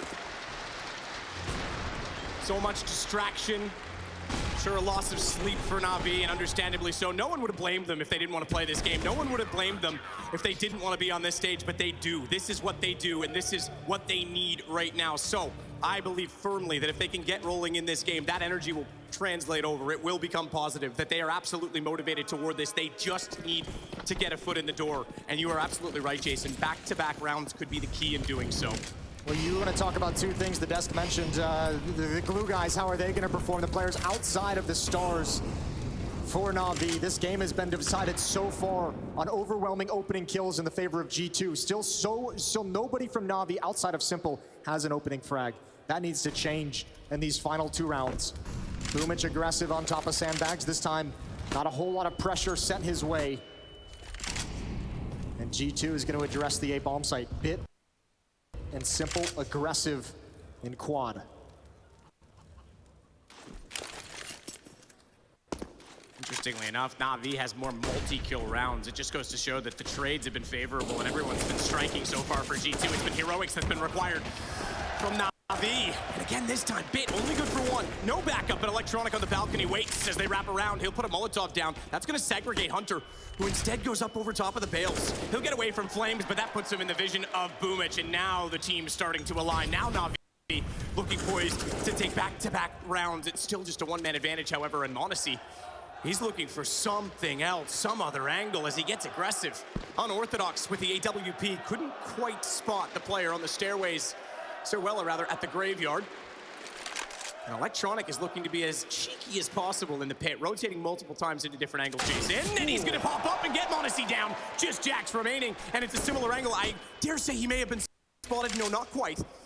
I thought Electronic may have been able to see him in the doorway at the same time, but they know with the nade thrown and the bounce on the balcony, he is exactly inside the door. Confirmed now as the gopher pops from the hole, and Perfecto will send him down inside of the grave. It's 10-4, back-to-back rounds, Navi. Electronic plays an absolutely perfect round in a tough situation. Both of his teammates fall. The one kill, the Molotov to delay the hit up lane, dropping in towards the pit, finding or allowing Boomich to rotate over and find other kills. They try and hunt him down. Great repositioning, and as you said, even the reposition towards graveyard, absolutely brutal. You could see Monacy considering pit looking for that repeat the whole time. Navi's got 4, finally 2 in a row. Navi coming alive right at the end of the first half. Absolutely. Corner flash down again, but this time it's not going to be the run boost behind it. This will still force G2 to have to consider that mid position, so Hunter immediately cannot go further up inside a boiler. That means the other side of the map, Alexi B's pushing up. They had to hold the stairwell. That smoke is now in the head of G2. That is going to give Navi a bit of room in this round. Oh, they're lucky to be alive, G2. Very easily could have lost a player there. Look at the HP, 14 on Hunter, 22 on Alexi, 56 on Nico. They've taken a lot of chip damage early on, and even though it's not a complete kill, opening engagements firmly in the favor of Navi. And with G2 running out of utility, their playbook shrinks as well. This might just end up being a standard hit, a standard execute up banana into the B bomb site. They don't have a whole lot of resources to play with to take control towards A. Boomich and Simple together on this. Potentially gonna go for a boost. No, not quite yet. A little bit of indecision almost it seemed, but Simple's giving the utility to Boomich. He wants to play with the gun. He wants to do the dirty work himself, and he'll start it off with Alexi B's head being removed. Boomich will now step out as they swing wide and try and compensate for the emo position, and Simple flashes himself back into contention. With the loss of Nico, Monacy, the next one inside of the site, and it's Perfecto that's going to be pushing in the backside, trying to close down this defensive sandwich to hold. Simple knows one has gotten over toward the ruins. So instead of trying to fire back close range with the AWP, he repositions, gives Jax information. Boomich survives and stays alive. Good pre-fire attempt from Jax. Good read, but Simple's going off. He's got 2 more. He'll swing it around. Perfecto, 3 in a row. Now we're starting to see them come alive. This is the energy that Navi exactly needs. Positivity on the stage. We'll take a break. 10-5. Can Navi turn this game on its head?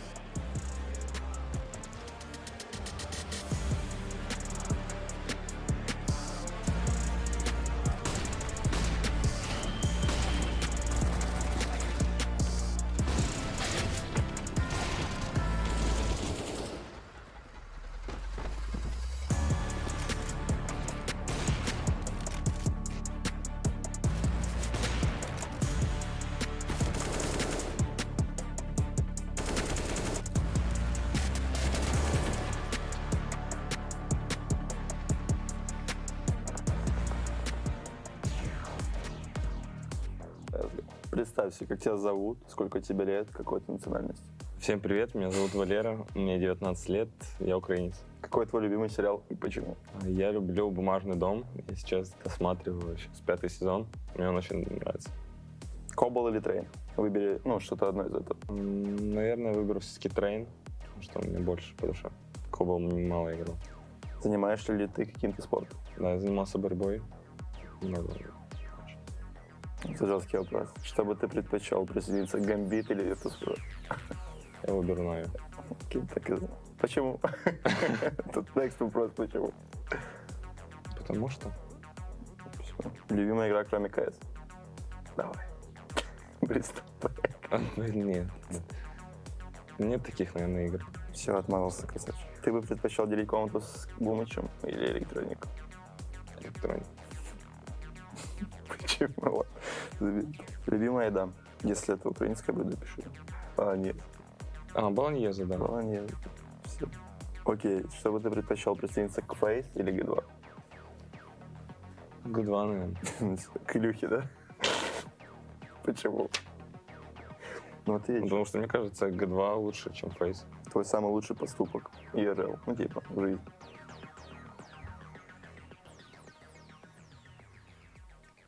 Ну что? Любой. Покормил котенка. Все. Какие цели на ближайшие 5 лет? Развиваться. Все, спасибо.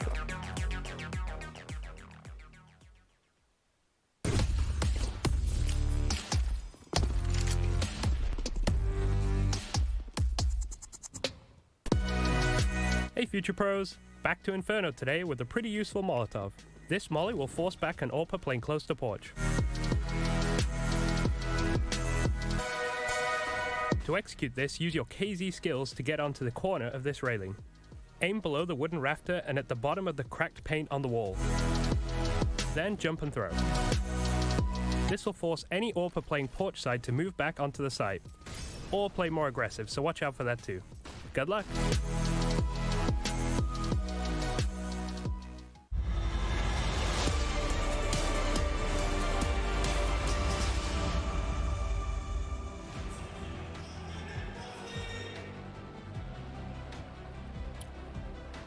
I look back at the final round. Simple was spectacular, finding multiple kills in the backside of the site, never giving an inch, and they have a chance to get back into this game right now. T-side, Pistol. It was G2 that was pretty solid at the start in the respective Pistol for their half, but again, Jason, if they win this, we go to 10-8. We're looking at something positive and possible for Na'Vi. Yeah, Na'Vi would love to have this pistol round right now. You got to say as well, shout out to Simple. I mean, when the team's struggling, he stepped up and carried them to this 5 rounds. So many opening kills, provided so much energy with that AWP to close them out. Here we go, live into the second half. 10-5 in the favor of G2, and another pistol round at hand. Na'Vi trying to recover. They scraped together the last 3 rounds of the opening half. They've given themselves a chance, and they need to capitalize on it now. Simple 13-8 over on the G2 side of things. 4 players tied at 8 kills to top the scoreboard for the CT side. Yeah, one-sided affair versus everyone. I mean, you say 4 players tied at 8, the other one, Alexi B, is on 6. It's not like he's that far behind either. It has been a team effort, and that's what we were saying in the first half. The multi-kills were in favor of Na'Vi because one player had to step up. He was isolated so many times. Well, remember as well how many times G2 just got a kill and took the bomb site, and there's no chance for Na'Vi to even retake, so you don't even see enough bodies being thrown towards G2 to find those multi-kills. A lot of trust in Nico on his own, a bit of a duel here between 2 of the best players we've got in Counter-Strike, Simple and Nico. Head-to-head for the opening kill. It's just Nico on defense, and he's trying to stand strong. He's trying to scare Na'Vi away from this bomb site. He clips the shoulder of Simple, puts him down to 85. Could have been a headshot, wanted that wide angle to catch him off on the re-peek. Ooh, I like this. The defense started to move. They're starting to shift. Not feeling any pressure at the A bomb site, going investigating for information. They might have found a perfect timing. When Electronic pops his head up, he's going to be in for a world of hurt. It's going to be an absolute nightmare. Oh, they're not looking at him. He's got a chance. Jax takes his head off, and now the hit must move forward. Nico happy to play retake as Banana access is open for his teammates. I'm surprised on this, though. Perfecto slow to plant the bomb, not feeling safe in front of the fountain, has no one that's actually holding the top side of Banana, so they're stuck in the site. They didn't even try and slow this retake down by putting a forward stance on that, despite the information that was attained, and you were right, they had to go on it, and now they have to hold. Predictable position, Simple's already removed. Perfecto, good for 1.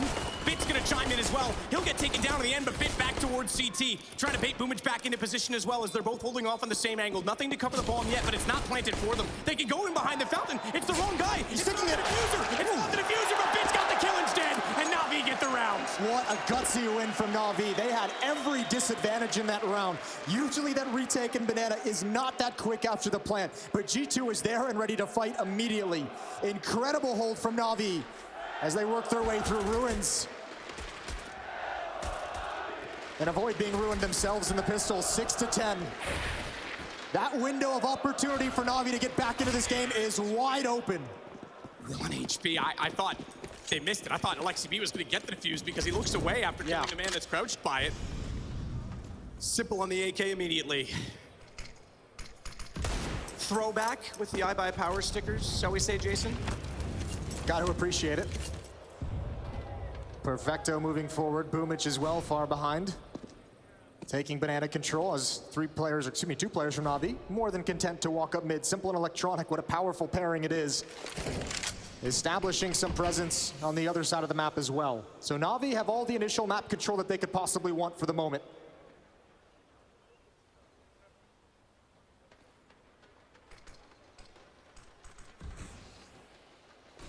Tiptoe top mid for now.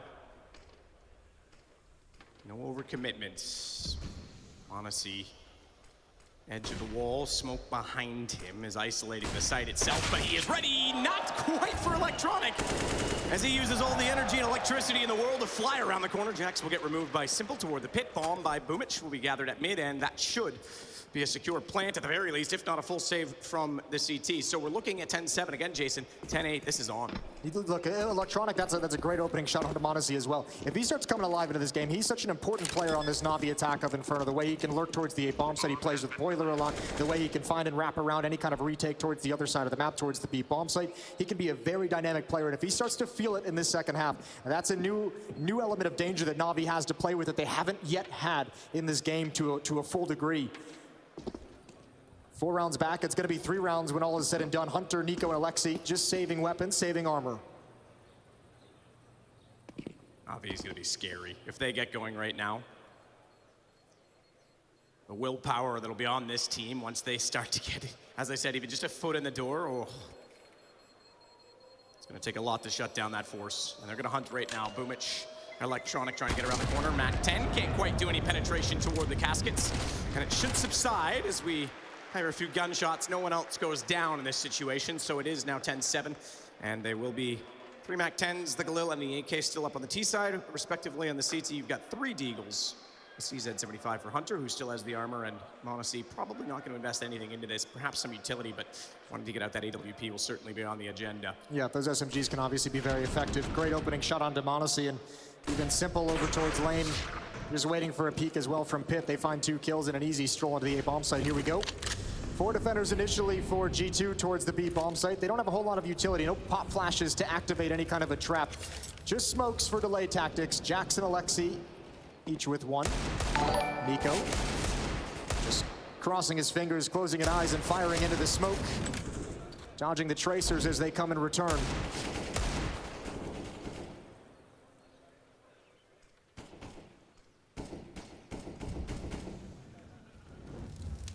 Molotov overpass Nico's shoulder, Molotov, and then a flash on top. He's got to run. So he goes through the fire. Initiation, perhaps. He's down to 62. It's full stack, though. They've got to get some information. Bit's not doing much yet on the A side of the map.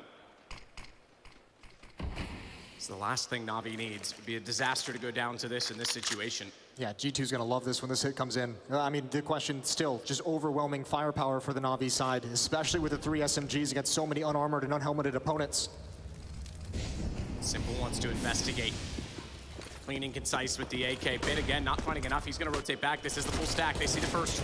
Boomich tagged. They haven't got the shots in return, and it's falling apart. Now the crossfire a problem. Bomb is down on the deck, 28 seconds. It's not so much the time that matters, it's the positioning. They can't get the kills back. Jumping over, running, gunning. Perfecto's only good for 1, but Simple spinning around finds 2, and it's he that has to clutch it back. He needs to win it. This out with 17 seconds. Jack's back towards CT as well. If he doesn't get Alexi B fast enough, he won't have time to go for the plant. Now he knows he does. Now he knows he can put this down. Holding, baiting Jax, though. If he goes to try and counter this off, oh, Simple. Has he done too much? Has he complicated things? Has he gone away? No. 2 HP. He's gonna move forward. No, he didn't get it. He didn't get it down. No way. Jax is gonna win out the round on time alone. Simple, best leaving it to his name. Goes too complicated in the end. That's a hard call to make if you're Simple, though. That's a brutal call to have to make with 2 HP. Do you stick the plant? Do you try and bait him out into the open, into the peak? And Simple never found that final fight against Jax that he wanted. Jax calls his bluff. And G2 steal around away. That's the nightmare scenario. The perfect stack at the B bomb site. And too many players for Na'Vi to handle. Well done from G2. However, a powerful buy from Na'Vi coming in this round as well. 3 AK-47s, they got plenty of nades and utility, 2 Galils. Rifles in hand for Na'Vi as they try and get right back onto it. Jack's trying to just fake him out. Molotov. It's the sound. He wants the audio, so Bit thinks they're further back. Exactly that. Pull him up the stairway. disastrous, but Simple wants to strike back, goes out, can't do it. Bit chaotic through the smoke with the flames. Bit, he's able to read it well, so Jax doesn't get his way with that one. Will be a nade that follows up, and Bit was tagged, but he backs off. He has time, you can hear it coming. He'll stay on 48. Yeah, and Navi's taking so much damage here. Electronic down to 16, they've lost Simple. Bit, even with the kill, down to half HP. G2's gonna be fine with this so far. Both teams gonna start running out of nades, but Navi still have a few more options available to him in the round, and meeting up towards Banana. Electronic with his low health and no nades might just be past a couple smokes and flashbangs, but he's gonna be the one who watches the flank. A fake, actually.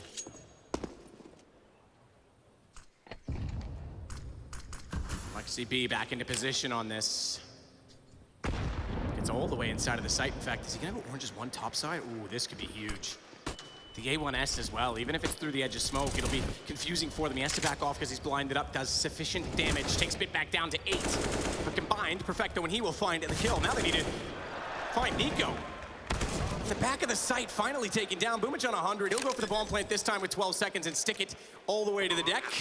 He wants to go to the AK instead, but they'll know that he's naturally gone into that corner. 1 versus 2 for the in-game leader of Navi. Flash outs. Quick peek on the back of it, sees no one toward the top side of Banana. Monacy still staring in, he's gone. Spotted up though, Dink, he knows Hunter's lurking. He knows Hunter's swinging, but Hunter has the headshot instead. What a tough clutch, G2 playing it so well. Waiting to come through the smoke until both players are ready. Well managed from Hunter and Monacy. Navi almost steals one away, almost scrapes their way into that bomb site with such low HP. It's a really impressive effort. They just can't close it out. Not enough resources, not enough health.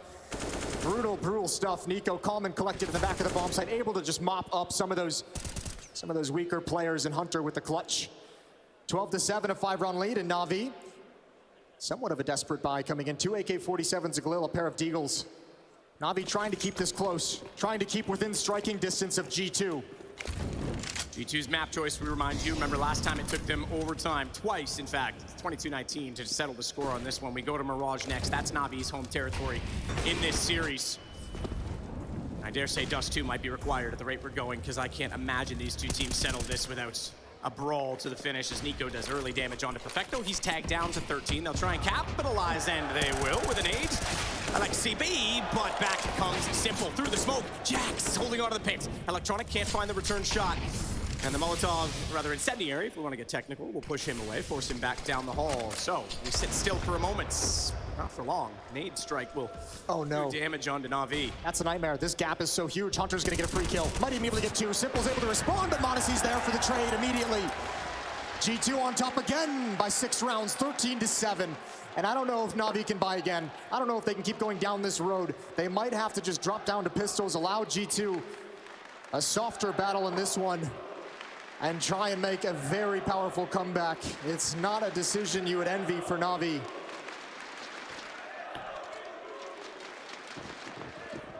Round 21.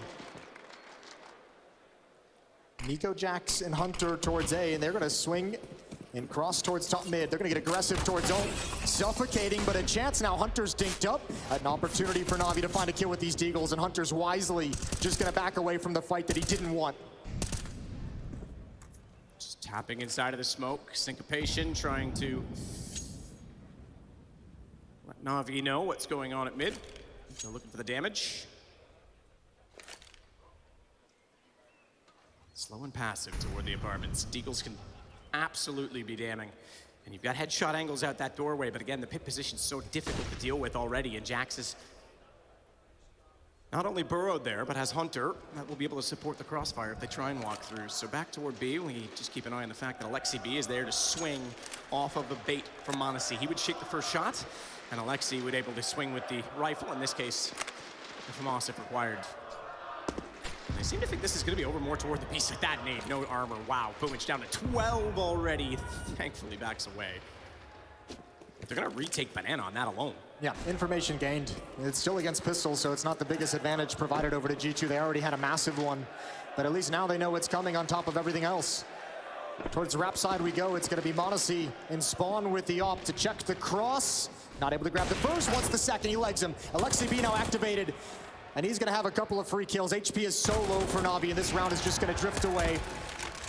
as it was meant to from the G2 perspective. Good kill onto Modesty, but I don't think that opens anything meaningful up. They could get a plant towards the A-bomb side if Perfecto can find this kill, and he does. And maybe now it gets interesting. It's going to be a race. Hunter's already going that direction. They're uncertain. He steps back. That might let Perfecto cross, but no utility to do so. You're right. It's only 3 seconds. He can't get the bomb down. It is over. They'll at least collect weapons on the back of that. Modesty manages very well in that situation. He even switched to the pistol, composed and ready, knowing that, yeah, I got a leg shot. I'm expecting to be repeaked on this, and Simple walks right into it and gets dropped by the USP. And it's now 2 rounds to go for G2, and they'll have the first map in this best of 3. We have another one today as well. Do not forget FaZe. How about the story of them this event? Robs can't join them. Doesn't even get here in time to get his photo on the board yesterday. Shows up after testing negative for COVID-19. JKS thinks, well, all right, thanks you very much for the opportunity. I'm going home. Rain, he gets COVID, and now JKS is back on the stage. They managed to take down Gambit yesterday. Yeah. That's incredible. And now they play up against Heroic, who's been red hot as well. It's going to be an absolute brawl. That's immediately after this game, so you don't want to miss that either. Yeah, a lot of diversity in their run through IEM Katowice as well so far. And we get to see Heroic on the stage in the Spodek as well. A team looking very, very dangerous, perhaps the most dangerous they've looked in the past year. But for now, G2, 7-round lead over Na'Vi as Inferno looks to be coming to a close. Na'Vi trying to extend this, trying to buy more time in this map. And Simple's got the off in hand. Perfecto gets forward on barrels. He doesn't want to actually jump up on top of the plywood to see if he can get a headshot angle back toward wall. It's not worth the risk as Nico continues to watch. Oh, he sprayed through. I know it's an M4A1S. It's not going to do tremendous damage, but it would certainly aid their defense, given that it is M4s for headshots potentially after that, as well as utility that could be lobbed down there, but elects not to fire into it. G2 wants to go for a retake, it looks like, setting up for the flashbang. Here it comes. Nico's gonna swing first. Anti-flash, good shot from Simple. The timing on it's perfect. The shot, Modesty can't get away. They're too dedicated to the retake. And Na'Vi, you've got to know what a massive advantage you have at this B-bomb site. Ignore that smoke. Boomage coming through, and he's got Alexi. Sight cracked open, and 8th round is on the cards. Unless Hunter can do something special, but he's backing away already. Yeah, that's just desperation from Hunter. That's just trying to find one where you can, and none other than Simple to fall, but they'll easily grab his gun off the floor. That was a preemptive shot inside of that flashbang. Nico went around the corner. Simple was blind, and he fires directly into it. The timing works in his favor, and we are back with Na'Vi in the second half. Having won the opening 2 rounds, they concede 4, but this will give them their 8th overall. Good round from Na'Vi, just negating the push. Let's see how blind Simple was. We saw the graphic. Ooh, yeah, he eats it. Eats the flash and still finds the kill.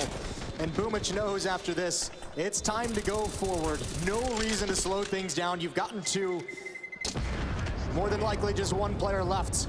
And he doesn't give G2 any breathing space to get back into the round. 6 rounds back now for Na'Vi's offense.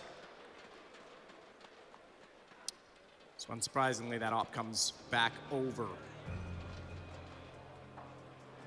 And what a time for Na'Vi to win this round, because it puts them back in the situation where they can comfortably try and play back into this and not have to worry about economy going against them straight away and not give up potentially overtime point. I say potentially because let's go back to round 3 of this half, and obviously they walked into a stack. Anything can happen in Counter-Strike. 3rd timeout taken from G2, and at the moment the conversation has got to be exactly what you just said it was. About economy, about making sure that they're going to be able to sustain and have enough money left in the bank to play out the rest of this half. Do you want to invest more cash here and drop some weapons over and fight again, or do you want to play it safe with the round lead that you already have for the moment? An interesting choice, and they're going to go for it. M4 is dropped over. A lot of cash being dropped for G2. This could be exactly what Na'Vi wanted to close the gap in this scoreline.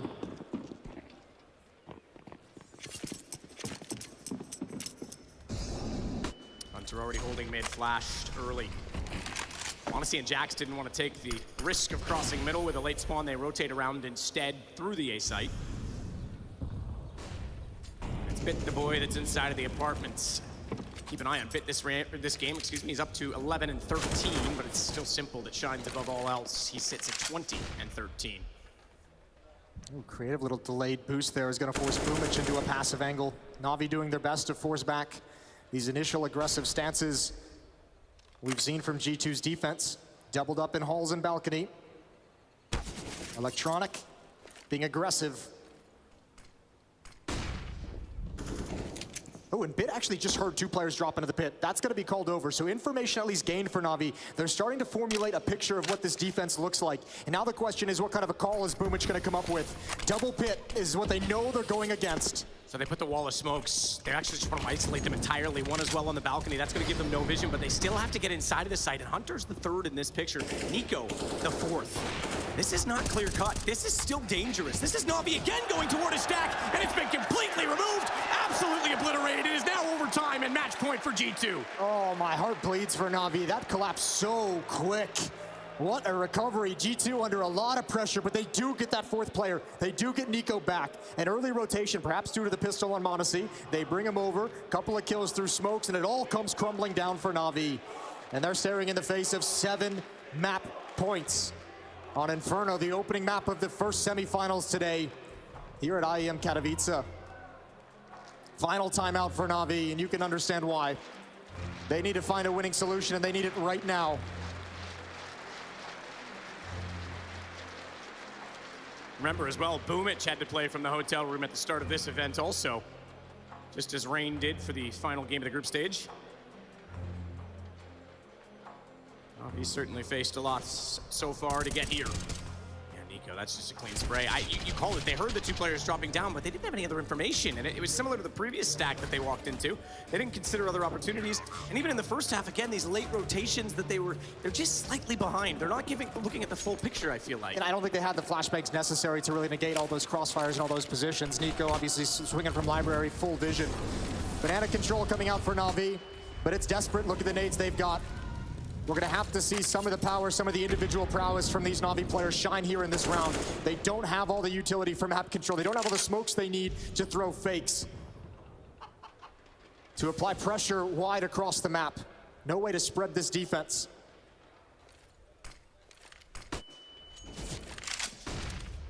Simple holding the angle. Nico the man on the other side of it. He has the M4. To try and take that battle. Utility could certainly force Simple off the angle. A smoke has done exactly that, so he'll reposition. In fact, gets inside of the boiler instead.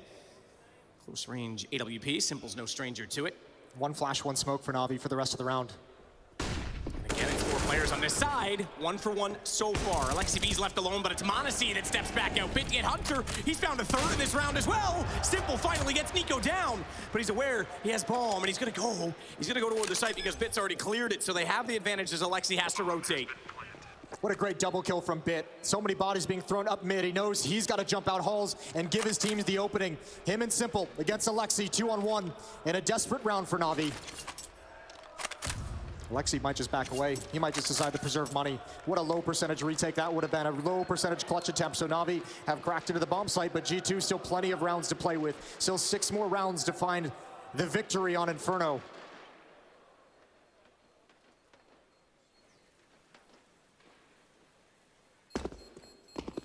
So they'll keep this one alive a little longer. Simple's op stays very much alive. As he and Bit surviving the round will carry over a bit more weaponry, and once again we will be faced with match point, but it's still not perfect on the Na'Vi side. It's still not a massive amount of wealth, so they'll have to distribute that. Monacy again stepping up to find 3 kills in that round before getting removed. Nearly made that winnable, and he now tops the charts. Again though, look at the kill distribution on G2. It's so close. This is such a team game from them right now. Look at it. It hasn't been perfect from Na'Vi. You're exactly right, but one of the things they established last year in their dominant run to take over, to take the Counter-Strike world by storm, establish themselves as the team to beat, has been their ability to win series when they are not playing their best. Trying to fight themselves back into not only this map, but into the next map, into the next series. Incredibly, you think yesterday, Monacy basically bought G2 time at the start of their game, and then all of a sudden they came alive. It's very much the same. Simple is doing that right now. If Na'Vi can just get that last little bit, like you say, those glue players, and they definitely can, I mean, overtime's not out of the picture here, even with a team like Na'Vi in the server. Electronic's already got mid-wall. He's been quiet so far with his AK. See if he can open this round as we go back to more of a standard default from Na'Vi's position. Flash peek, perfecto, spotting 1, damage done to Alexi B. Oh, this position is so powerful. Electronic is just hoping someone's gonna come jiggle peek the corner, swing out it from Hunter's position to find information. Not happening just yet. He's got a minute. He can chill. Na'Vi just with control of top mid, with control of Banana as well. Lexi, pop flash from Nico, and he's gonna find a frag. That activates Electronic. Hunter never knew he was that close. And now into the bomb site, Electronic has a very, very wide angle to see where the rest of the opposition is. He's gonna hold for rotations because they've already pre-smoked him off. He didn't get the information as to the fact that there's two still in the site, but Monesi found by Perfecto, and Jax down below, burrowed in where he's been so many times, and Bit having none of it. He'll take back the pit position. We've got a 10th round for Na'Vi. This time they don't fall prey to any traps. Remember, they lost that deal around that 4-man stack at the B bomb site earlier in this half. The third round in heartbreaking fashion. They would like to have that one back now. But all eyes forward, 10-5 and 5 rounds remaining for Na'Vi. 5 more chances for G2 to avoid overtime.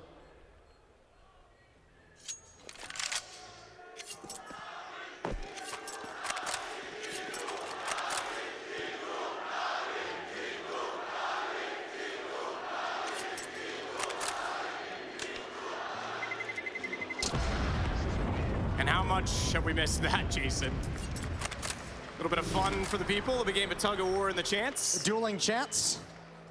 But the crowd in general, so good to have it back, but yeah, this game down to the wire, and I think not quite as back and forth as those chants so far, but Na'Vi definitely not giving up easy, not rolling over on this. Remember, they were down 8-2 early on in the first. In fact, more than that, it was 10-2 at one point in favor of G2, and they're still here. They fought it back to a 5-round difference. They've definitely pulled this back in their favor since then. It's just that they're so close to the end.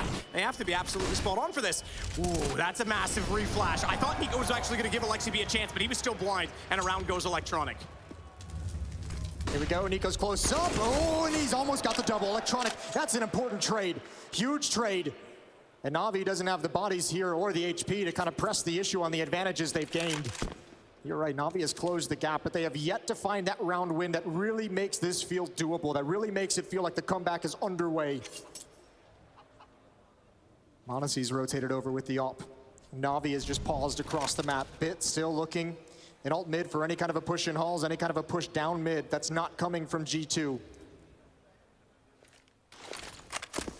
Jack's even trying to pop flash at this point toward the arch just to give the illusion that there's potentially more going on the A site, and he even swings to check it. Hunter, uncertain, will play rotations.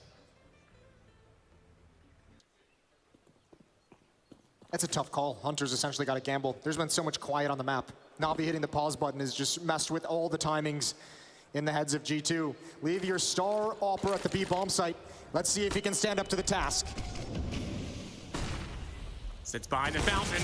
Can't land the first. Missed shot, tries to go out for more, and he's burned alive. Electronic takes him down. Monesi not up to it this time. It's going to be Hunter back through the smoke, and he's going to back away. The fact that he's that far away on rotation, no chance on it. No need to overcommit the cash and the cavalry. And G2 will concede now the 11th to Na'Vi. It's a good decision, though. Save the money, save the weapons you have. Don't have to rebuy them. Those two players can refresh their grenades in the next round. How much does Na'Vi want to hunt? They have some money in the bank. They can throw a couple rifles at this problem. At this point for Na'Vi, if you can take these guns away, do not underestimate how much impact that can have. Electronics had a great round so far. He has a double kill, triple kill, excuse me, and he doesn't find Jax. A little bit of an off angle, but Simple's following things up. And now I think it gets a little bit tense for Na'Vi, throwing more AKs at the hunt. Yeah, they're still not perfect in their economy either, despite this will now be their 3rd round in a row. It's all come to bomb plants, and they've only survived with 1 or 2. I'll go back and actually confirm that. Ooh, good find at the end for Simple. That's massive. That might prevent a rebuy in this round for G2, because Nico's got cash, but losing that M4 might be the one that seals it. That forces G2 to stay on pistols, and every time there's a weak economy for G2, every round where they have to be relegated to pistols and maybe just 1 rifle is an easier opportunity for Na'Vi to close the gap. 11-15, 4 rounds away now. This time with a bit of pace and a bit of aggression as they activate Electronic. Yeah, it was well done as well to strike back on Nico, nearly doubling up on that with the lineup, and Monesi couldn't hit it. It was 4 players that survived on round 25, so they are starting to build up a bit of a surplus. It really doesn't matter at this point in time. If they win rounds, it's just about keeping a few guns in play and they'll be fine. Lose a round, I think that speaks for itself, doesn't it, Jason? It sure does. 15 for G2. Nico looking to try and flash Hunter into position. Timing of it's going to be so crucial, though, as it's a boost above, and they're waiting on the off chance to swing. Hunter with his aim set, crosshair placed, but placed off as Boomich ducks underneath of it. Limbo, how low can you go? How low, Hunter? Boomich delivers important kill for him. He's been slow to get into this as well. Now it's 13th as Nico with the Deagle tries to do what he can defensively. They'll rotate over Alexi B. He gets behind the smoke. Nico only good for one. Perfecto responds, and they know Alexi's there. Does Perfecto get him? Oh, he's done a massive amount of damage, hasn't he?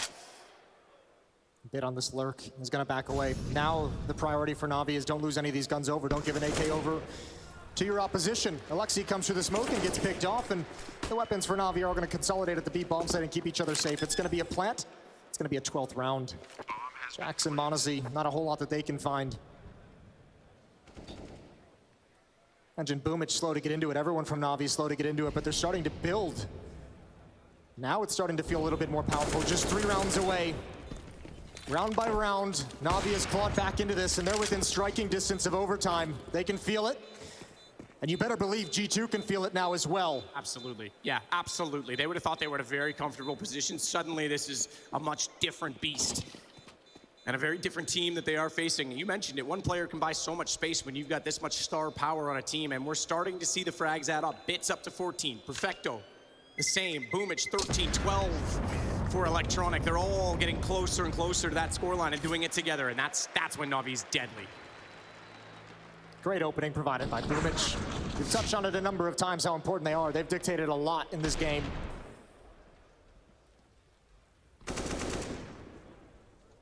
Timeouts running low for both teams. Final one used by G2 right at the end of freeze time. One last conversation with Dominic, the stand-in coach. One last chance to adapt and adjust with his input to try and get them over the finish line. They've gotten all the way there, but this final one is the toughest.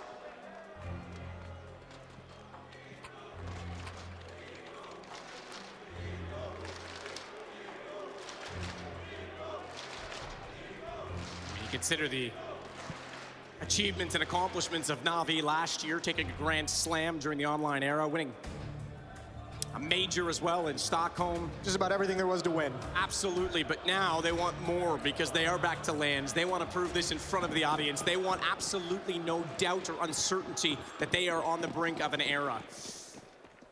So you make damn sure this game matters. Circumstance aside, they're going to give it everything they have. As Molotovs to top mid. No one actually inside of Banana this time. Excuse me, I say mid, but Banana. As that has been a contentious battle for both teams, it's instead just utility trying to hollow out the hallway early on in the round. As Nico getting a little bit more aggressive, will move up to the sandbags. Meanwhile, Electronic is at the top side of mid for Na'Vi. Oh, Monacy. Round the corner, he's getting aggressive. Oh, flashed off, good flick over. Jax has protected him from behind. He's got another. Wheeling back into the bomb site, and that's the knockout punch. 5-on-2, and Alexi's covering the flank. Oh, there is no joy in this round for Na'Vi. Still in this, though, you've got Perfecto's AK and Simple's AWP. What a time for Monacy to strike with a double like that. Bomb down inside of the pit. This is almost impossible for Na'Vi. Alexi B, you said it, he's got the flank. He's rotating around on this. In fact, you can clear from the apartments as he goes up toward alt middle. They try and boost Simple. No shot success on the first attempt toward the pit. He'll head toward the lane. Tough position. Hunter gets above. It's all onto him. A 1-on-5, and he's not going to get the first. Jax closes it out. Monacy starts it, Jax closes it, and it's 1-0 G2 in the series. Just so many rounds for G2 to play with in that second half. You got to give credit to the phenomenal calling, the phenomenal game plan on the offensive side of Inferno. Gave G2 such a lead to toy with for the rest of the game. They're going to take the first map, their map pick, but Na'Vi showed us they're not done yet. We're going to return, and they're going to return for map 2. It's Mirage after the break.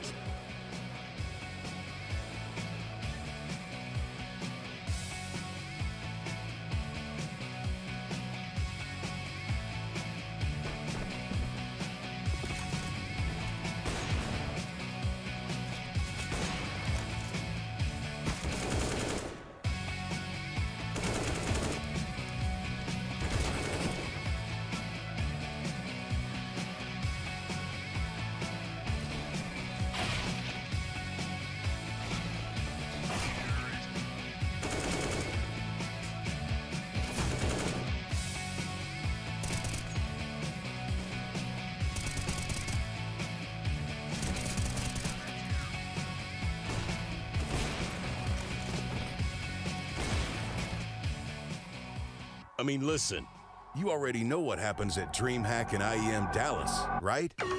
Okay, first, you have to snipe tickets for all your friends, getting you access to the DreamHack Gaming Festival and IEM, the way to the stadium, the other fans, enjoying the music acts, the festival party, crushing opponents in the LAN area, meeting the stars, entering the arena, the nerve-wracking 1v1s. Oh, you like overtimes? Those insane clutch rounds. Watching with your friends. And when the whole crowd goes silent. The champions. The defeated. Lifting that trophy. Writing esports history.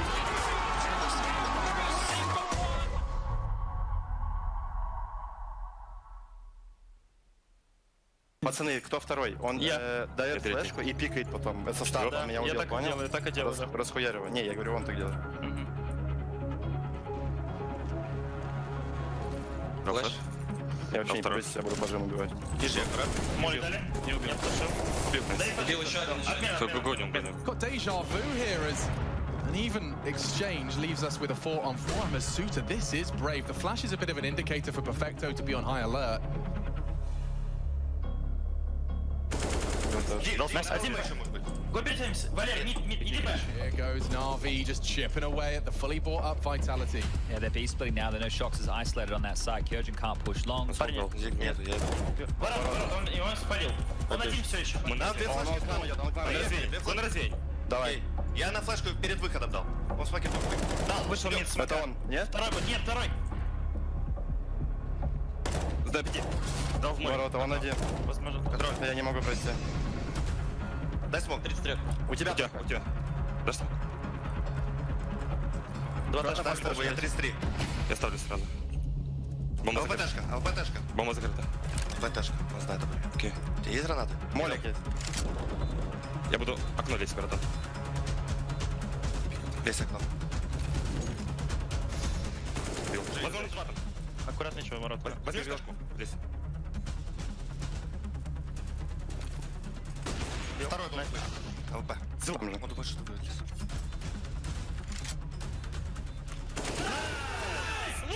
Умница. Умничка, Валера.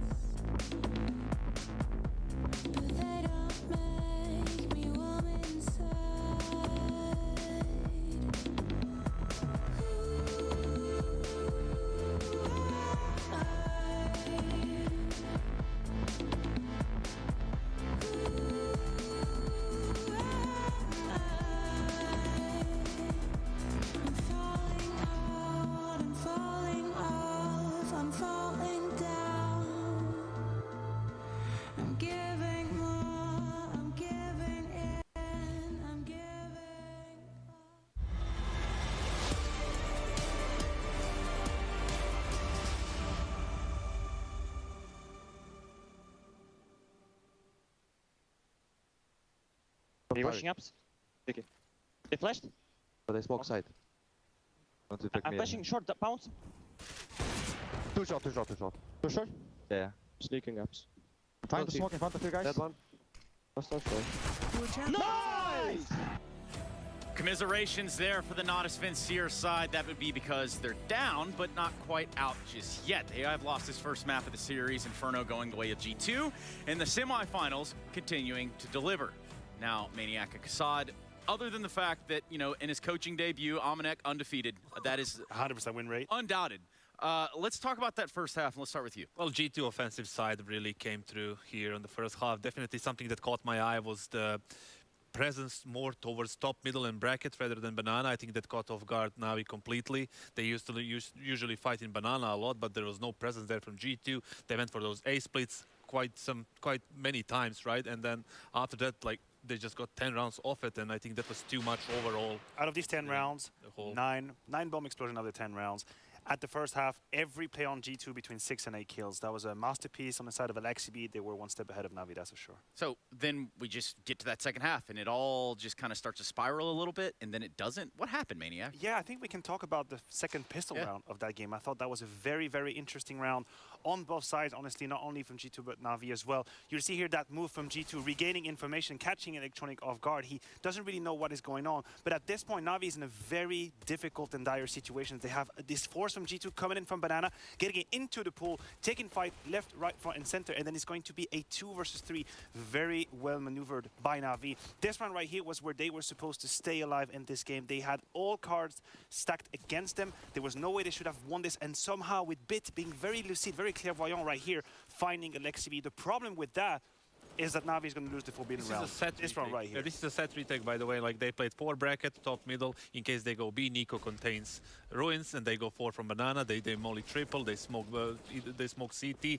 and Alexi also had a kit at the same time. So all in all, you know, the idea was to retake, but it didn't really work out. That's the rug being pulled over right here, what we're seeing. That's it. To me, that was the end of Navi in that first map. It's G2 winning an absolute eco round with very little to work with. They had that great stack on the B side. Navi went in a little bit in the dark, and towards the very end, Simple faking, trying to get Jax bait in. Jax doesn't take the bait. So that you would say that was a fake rather than maybe just not noticing. I have a hard time putting a... I think Simple at this point with 5 seconds remaining knows that there is a 90% chance Jax will pick into it, and he goes it for the big plays, and Jax doesn't take the bait. Big brain Jax, who would have known? Hey, so Inferno, it's done. We did get to see flashes of life there from the Navi side. The game started to evolve, if you would. Now we take a look at the next map of the series. Now we're talking about a semifinal, now going to Mirage. We saw what Monesi and company did with G2 yesterday, a long drawn-out Mirage. But when they went back, what do you think they took away from it? Well, I'm not really sure about that, but I know coming into Mirage right now, it's a very interesting situation because, like, Navi picked it, right? And G2 loves to play it, but they lost to Furia, they lost to Fnatic, and they lost the confidence in it. They didn't want to pick it in the previous game as well, so it's a kind of strange situation for me. Like, I wouldn't ever expect Navi to go for this map, but then again, I wouldn't expect G2 to go for Inferno too. So it should be definitely interesting. The core of G2 has never beaten Navi on Mirage in any of their heads-to-head. Mirage has always gone Navi's way. Well, what's the core of G2? That's the question. I mean, fair enough. By the definition, the 3 same players. Look, Simple played really great on Inferno. I think Simple tried his absolute best in and outside the server to put them on his back and give time to his team to wake up. That was something very rightfully mentioned by the casters. Monesi did that in the first map for G2 when they played on stage. He took everyone on his back. Simple did that on Mirage. He bought time for people to wake up, to be a bit more comfortable with the setup and what's happening, and I'm hoping to see them. He doesn't show up in those 3 rounds. It's 12-3-half. It's 16-6 end. Yeah, and that's just not... We don't want that. We don't want that by any stretch of the imagination. I can't imagine that Navi fans want that either, and I'm sure there are some of them there in the Spodek. What's up, guys? We just finished map 1 between Na'Vi and G2. G2 came out on top, and I'm here with some Na'Vi super fans. Guys, what are your names, firstly? Hannah. Tommy. Tommy? Yeah. Hannah and Tommy, was it tough? It was close to being a huge comeback, but the boys didn't do it. No, they didn't, but I think they can still pull it back. Yeah, they made a strong second half, so I'm positive for Mirage, just that map. Absolutely. Guys, what's it like to see your favourite players on the stage? Incredible. I've never seen it, so it's really, really good. Yeah, I went to the first major, it was really good, and to be in Poland and Katowice now, it's great, yeah. And you two still think the boys can pull through? Absolutely. Definitely. 100%. 100%. All right, guys, thank you so much for your time. Up next, we are heading to Mirage, and let's see what Na'Vi have in store for us on it. Hello and welcome back. I'm going to go over the key tendencies and strategies that we found preparing against Navi's Mirage. Starting off on the T side, we first want to look at the key positions and who plays them. We should be looking out for Electronic to be towards A, Boomers to be contesting middle, and Bit to be the one defaulting towards the B underpass. The first thing to look out for is when Na'Vi HE the bottom of a connector. Anytime they HE the bottom of a connector, whether it's just one HE or two HEs, they've always shown to be in a 3 mid default. And once they have control of mid, their next goal is usually to grab connector control. If the CTs can spot the HEs, they should know they're dealing with 3 people at middle. Now over on the CT side, we also need to know the basic positions of each player. We should be expecting Boomers to be holding the A site, Perfecto to be the B anchor, Bit as the short player, and Simple and Electronic holding mid through window and connector. One thing to look out for is how Perfecto throws his Molotov. Depending on where his Molotov lands, it may mean certain things. If he throws the Molotov close like this off the window, there's a good chance he's alone at the B bomb site while Bit is towards mid. But if he throws the Molotov deep, there's a good chance that Simple's opping upper B. The last thing to look out for is this underpass set where Electronic tucks himself into the cubby and Bit's ready at window with a flash. This is a setup that Na'Vi like to run a couple times a half, so it'll be up to the T's to be cautious when clearing the underpass area. That's gonna wrap it up. See if you can spot these tendencies in Na'Vi's next match on Mirage.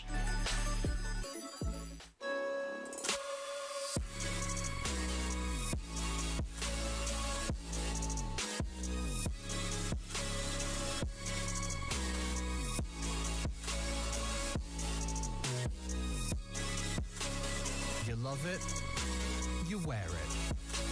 What's your style? Get your merch at shop.eslgaming.com.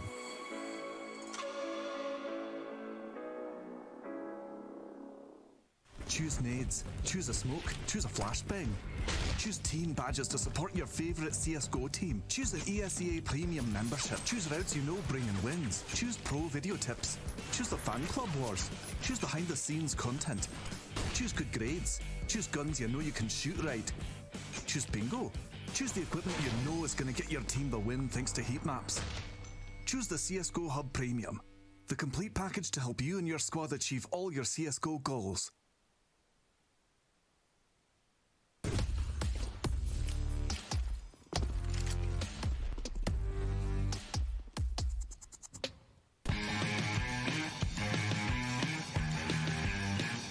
Hey Future Pros! We all love doing A executes on Mirage, so I thought I'd show you a slightly different approach to help secure the T-side pistol round. This strat is almost as old as Mirage, but it's effective and still used by some pro teams today. 100 Thieves playing under Renegades at the time will be my pros to help guide you through this execute. The idea behind this strat is to take CT control using smokes and flashes, which can give you a nice and easy post-plant situation.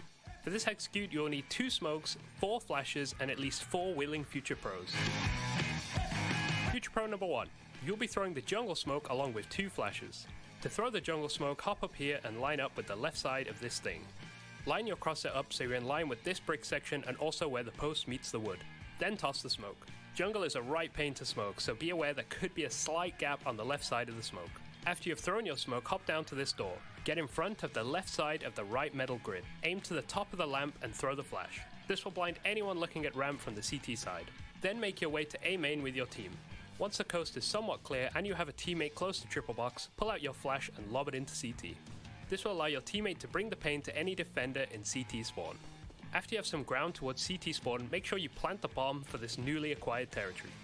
Future Pro number 2. You'll be throwing the stairs smoke along with 2 other flashes. Do I really need to explain the stairs smoke? You guys already know this, but if not, hop onto this ledge, aim at the middle of this thing, then place your crosshair in the middle of the lower part of this gap. Then just toss the smoke. After you've thrown the smoke, head to the ramp and lob your flashes towards jungle. This should flash anyone playing close to the smokes and buy you some time before the CTs try to look for a one-way or push the smoke entirely. After this, just hold towards CT to support Future Pro 4 from afar. Save your second flash as maybe you can get some use out of it in the post plan. Future Pro number 3, your job is to take Palace control. Make sure to be aware that a CT player could be pushing Palace.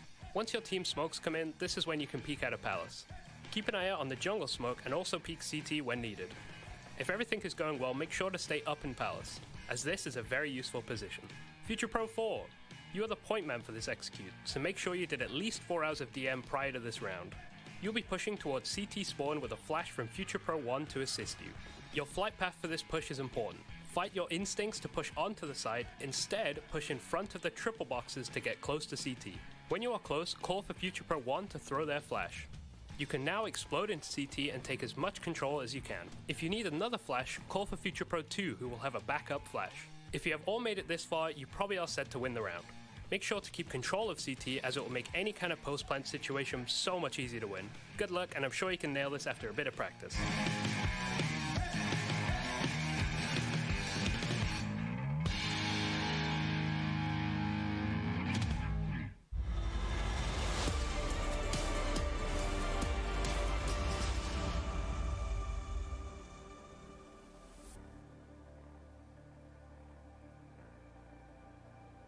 What's up, everybody? Hello, testing, testing. Testing, testing. Hello, hello, hello. Spodek, how are we? Can you hear me? Give it up for the CEO and founder of G2 Esports. It's Carlos Ocelot! Ocelot, what's it like to be here, mate? It's great. I mean, it's always great coming back to Katowice, where I got backdoored many years ago. It's always great to return to the misery, but this time we won the first map, so honestly it's better than before. Esports history for you, esports history for them, your players. Do you think they can take it here in the semi-finals, go to the grand finals and win IEM Katowice 2022? I mean, listen, we're trying our best. I don't even know what to tell you, you know, like we were consistently second, third best team in the world last year, and we still made changes. And it's like, most teams will just be like, okay, you know, with getting second all the time, but we just fucking tired of losing, bro. Like, like we're over it already, you know? So maybe today is the moment, maybe it's not. Hopefully it is. It looks good. Everybody's hitting shots, and yeah, the boys are very happy and optimistic. Let's fucking go. Carlos, final words with you, mate, if you want to say anything to the people at home and this amazing crowd in the Spodek. Yeah. You know, it's definitely a little, like, it's a bit weird, you know, coming here and enjoying or trying to enjoy something that it's pretty much my life, you know. This is what brings me, together with my family, the most joy in life, watching my teams play, and sometimes win, sometimes lose, but hopefully win. And it's just weird these days with what's happening to come here and just completely disconnect from everything.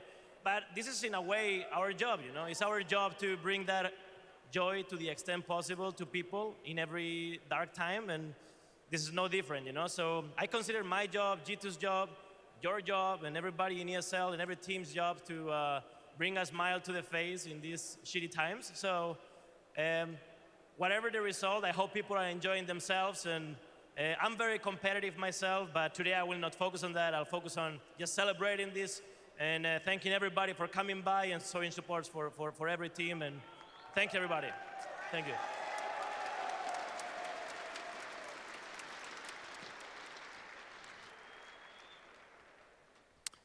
Yes, the job, but also the joy of entertainment and Counter-Strike and the family that we've created. We don't have borders in the industry of esports. We know that. We are all together in this, and that is why Na'Vi have elected to play. Yesterday, this was Monacy's Monastery, but we know the Spodek has commonly been Simple's stage. It right now could swing the way of G2. If they win this Mirage, they win the series and move on to the grand finals. Na'Vi need to bounce back. Yeah, they do. And they started bouncing back right at the end of Inferno. They clawed that back together. Admirable, honorable attempt from Na'Vi that ended in defeat on Inferno. Here on Mirage, if they can extend this series, this team will just get more and more powerful as it goes on.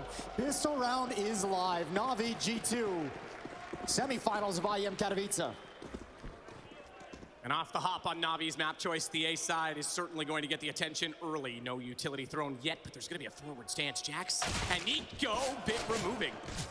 Second game in a row that the Glock has opened with a headshot before the USP, but Nico's able to slide back. Gets all the way into the shadow position, unaware, however, Simple has come over the top. Bit gets the kill instead. There was no supports as the smoke goes down toward the top side of Connector as well. It's just Hunter that has vision. Monacy wants to get up above. He's done so, but he's taken down again by none other than Bit, who's coming alive. He's got 4 in this. He can start it off with an ace. We talked about a sophomore slump. Well, how about a sudden turnaround? And him stepping up would give Simple so much space as he swings as well. Boom!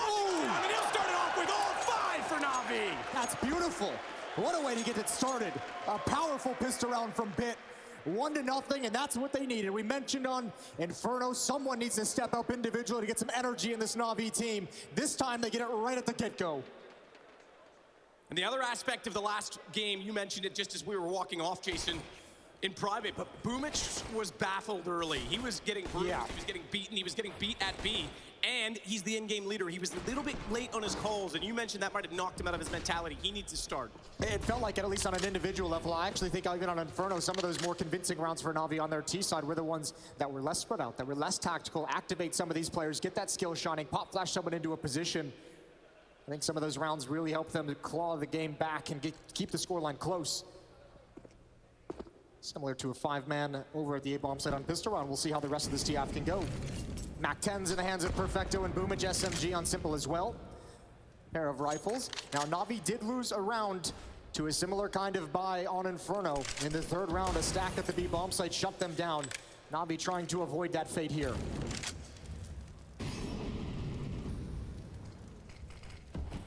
Electronic backing away as Perfecto's been waiting inside of the apartment position the entire round. Alexi B has put out additional smoke, and he will move off of that position. This looks like a B, so they're going to test out both sites early and feel out G2, let them know that the whole map is their terrain and territory.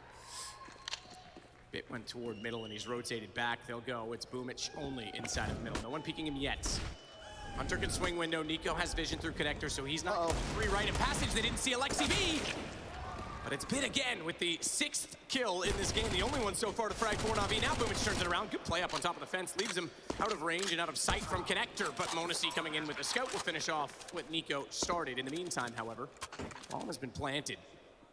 m0NESY's going to be able to try and get the scout a little bit closer. He's grabbed the 5-7. Gun barrel was sticking through the wall. That gave the position away, and Electronic gets tagged down to 58. So they at least have the information for the first of the defenders. Bit needs to be so careful. Oh, time.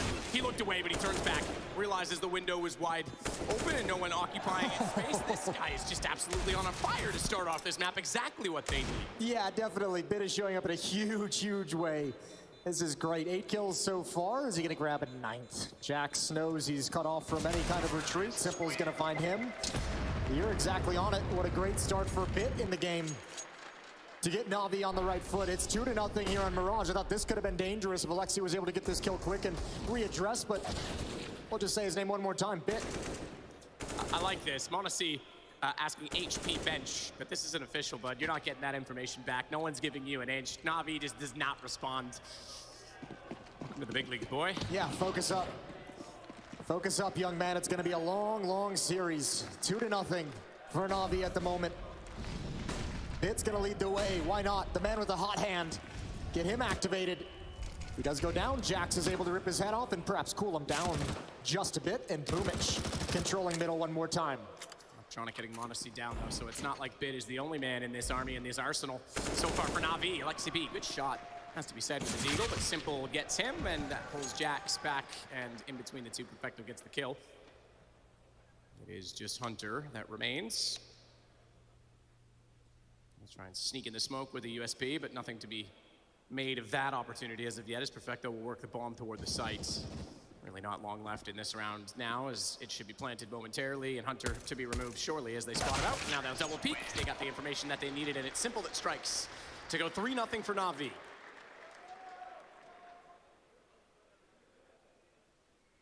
Time to bring out the big green, though, Jason. Yeah, we'll see if he's going to get started. This was a big question, not only coming into this game and into this series, but into the event overall, is what kind of a level is such a young, inexperienced player going to have on this big stage? He impressed yesterday on this map. A huge multiple overtime victory for G2. Going to have to do it again here. He's got the op out early in round number 4. Towards the B-bomb site we go, likely to get boosted up for a quick, deep angle. Perfecto's there. Perfecto's in danger, but nice flashbang to force him off the angle. They now have the information. The op is in play, and they know its position, at least for now. Boomich confidently walks out toward middle. No one facing him down yet. Hunter hiding inside of the ladder position. Will try and hold middle from the off angle, but Bit coming out from underneath. That's gonna give him a bit more access as well as they put the smoke inside a connector, and he wants to lurk through that. Boomich has the vision above the smoke, which makes it a little bit more comfortable for Bit to get inside. Yeah, but they don't like the fact that they've lost mid-control. They don't like the fact they don't have a whole lot of information. Good kill from Odyssey. That's the opposite. Boomich jumps up into the window. Huge Molotov delay. Simple's coming through. He don't care at all. Nico inside of the bomb site. There's some space for him to work with, but not for long. And now Odyssey arrives. Got the first one. Electronic found. Simple. Tagged. So low, but Hunter's looked away at the wrong time. No, he's got back. He swings around and takes down Simple. Just to note, you go back to a semi-final on the stage that was a major IEM Katowice 2019, and the run from Ents led by Alexi B. It was Na'Vi they took down on this map, and it was Simple who had the game in his hands. That's right. And couldn't quite close it, so there's history, if only, between Alexi B and Na'Vi, and certain members of Na'Vi that were not there at the time, to be fair, but it's definitely something that Simple will think about if that comes down to it and his AWP needs to get rolling. He's going to be motivated to make amends for that situation. Good start from Odyssey. Look at Simple. They saw the out push last time. He's like, all right, give it to me. If they're going to go back to that, I will shut him down, and he's done just that. Round 5, Simple finds the opening onto his young counterpart. How much do Na'Vi want to commit to this? Do they want to press the issue? Do they feel like they have the advantage, or do they feel like the timing has been missed, like a rotation would be there too fast? No map control elsewhere, no presence in middle, no presence towards the A bombs. It looks like Boomich and Electronic might be able to provide one of those two things. Just looking for flankers at the moment, looking for someone to push up from the G2 side. And Na'Vi is going to start peering towards this B-bomb site. Simple holding. Spots Alexi B's jump in the corner, just off the angle at the time. Oh, he would love that jump. No question about that. Not only of that jump, they'd love to take that off and throw it further away so it's out of the round. The rotations, if this does go B, I would expect someone could even consider heading that direction to try and pick it up. It's a pretty cool defense so far from G2. They're just saying, all right, if you take the A-bomb site, we're just going to retake it. Flashbang over from Boomich, that's not going to cause any rotation. They want the information in mid. They see absolutely nothing. But now, they've shuffled so many players actually away from the point of attack. Oh no, they consider it. They come back. Hunter, big job to do. He's got the first. Electronic is going to try and keep him pinned down, dropping to the floor. It's Simple to get the kill, but Nico's here as well. That's so much gain ground from Hunter. He slows them enough that Nico can easily sneak back into the site. He was gone. He was already through checker. Halfway toward the murder hole, trying to sneak it to the A site, but time is of the essence. 14 seconds. He spots the backside of Boomich, knowing he's wrapping, sees the shadow, and there has to be a second one up close. Baits the shot from Simple, but he's not done there. He goes back out for a no-scope. 6 seconds the time, but it's not enough on the angle as Alexi B rotates in, and it's going to be G2 stealing back the round. The timing on the mid-clear from G2 is magnificent. Even though the hold of that bomb site is really, really tough, it's buying so much time, and clearing out mid in that fashion allows G2, yeah, to lose the bomb site, but whatever. They've got a fast flank, and with no time on the clock, there's nothing Na'Vi can do to address it. Good round from Nico, good mobility. Good positioning to slow things for Alexi B's flank. Double kill at the end for him. And Navi's back to just pistol. So 3 rounds off the back of the initial pistol round. And now Navi's gonna struggle to get momentum back in their control.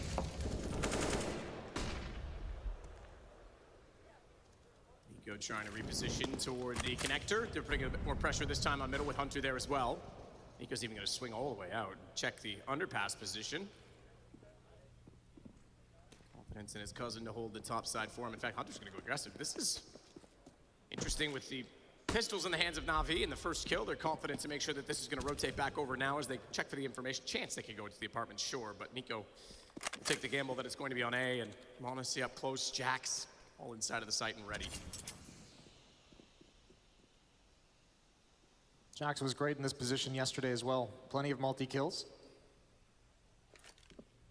This time he's got unarmored opponents coming at him. Here's the footsteps. He's going to start calling his teammates back. Jax swings out, grabs the first and the second. Good recovery from Jax. Good spray control. Nico comes to arrive for support, and his head's taken clean off.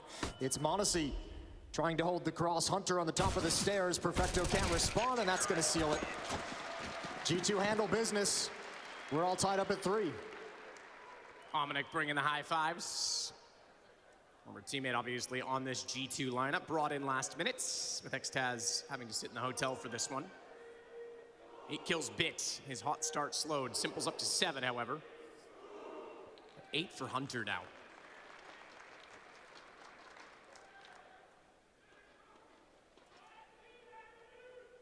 Guns again, but it's only just barely for Na'Vi, as the Galil will be accompanied by that of a MP7. Don't see the MP7 as frequently anymore, do you? Not as often. It still can be effective. Towards the B-bomb site we go. Electronic kind of doing his own little lurking over at the A site. Boomich is still watching towards mid. These two have been shuffling utility between them throughout this half to throw on nades to help get these B-hits going, to help keep some attention in middle. Window smoke coming in. Monacy's got the deep angle on Catwalk, though. He's going to be able to call out if there's actually any presence here. Boomich is in danger, doesn't know it yet. Flashbang is perfect, and Monacy's forced off the angle. That allows Boomich to cross to the boxes for free. Nico.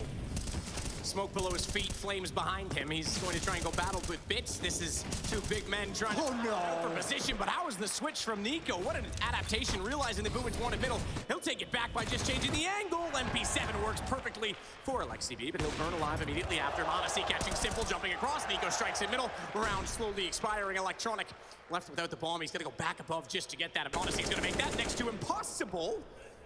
He's down to 1 HP, mind you, as Electronic gets a timed spray toward the door. Thought that was the chance to go across, but he's going to go for kills instead. 31 seconds. They're all closing in on his position, and it's Hunter instead that takes the kill. Even if it's not opening kills, I mean, G2 at the point of attack on Inferno was great. Continuing it here in some of these gun rounds. Now it's well done from Electronic coming through the smoke to try and find this frag, but Alexi B is able to get just the one, the important one, and from there it's just Na'Vi getting whittled down as they enter in. Monacy gets here at the perfect moment, picks off Simple in return as he jumps across the gap, and G2 just slowly whittle him away. 4-3, one-round lead for G2's defense.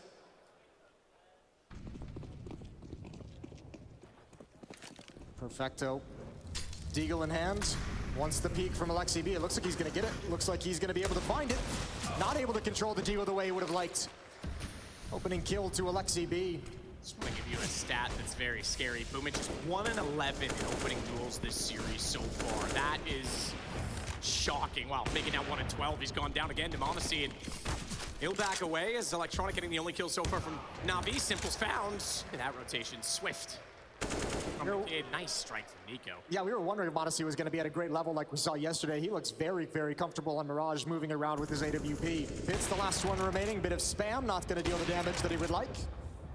But a 4-on-1. All G2 has to do at this point is not take any damage. And the round's going to be theirs. Don't lose any more players. Don't lose any economy.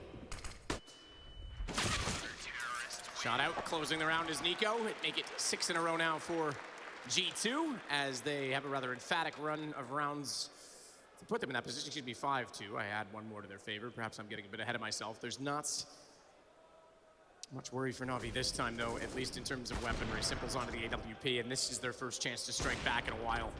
Honestly, it's definitely... I mean, this is interesting as well, because Mirage has been the territory of Na'Vi in this series, and it is an AWP-centric map. It's very heavily AWP-dependent. Now you've got a much different weapon on that G2 side. All right, boosted up.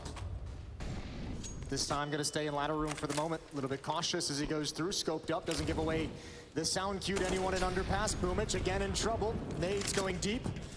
Very much harassed, but no success on the pick for G2. This time Na'Vi aligned towards the A-bomb site. Jax to the initial defense.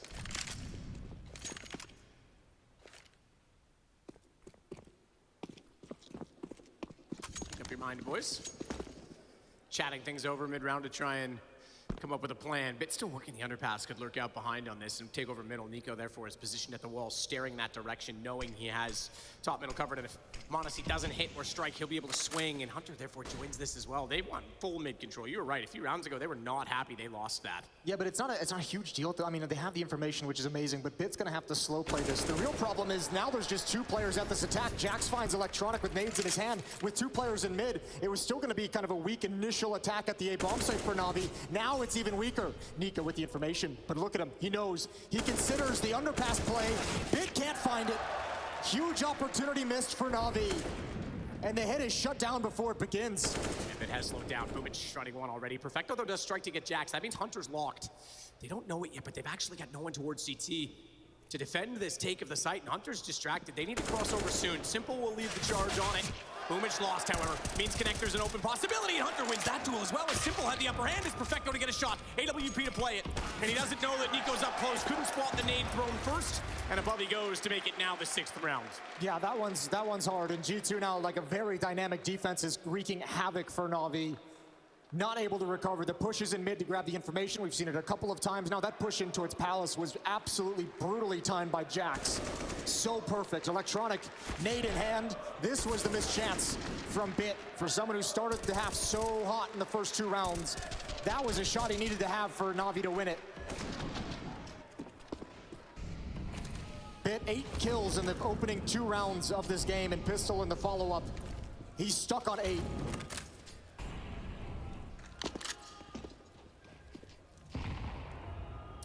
Lexi B, a more forward position this time in the apartments. Peaks. Spots no one because Na'Vi has altered their course and heading down below.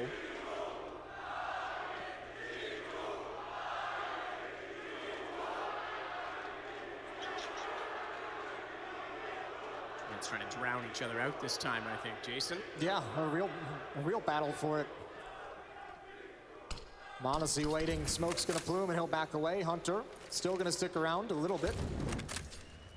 Molotov is not gonna do much as Electronic and Bit step up in front of it. Utility spent towards Connector to help supplement the A defense as he falls back and considers B. Full mid control for Na'Vi. But what can they do with it? 1 smoke, 2 flashbangs and a grenade left.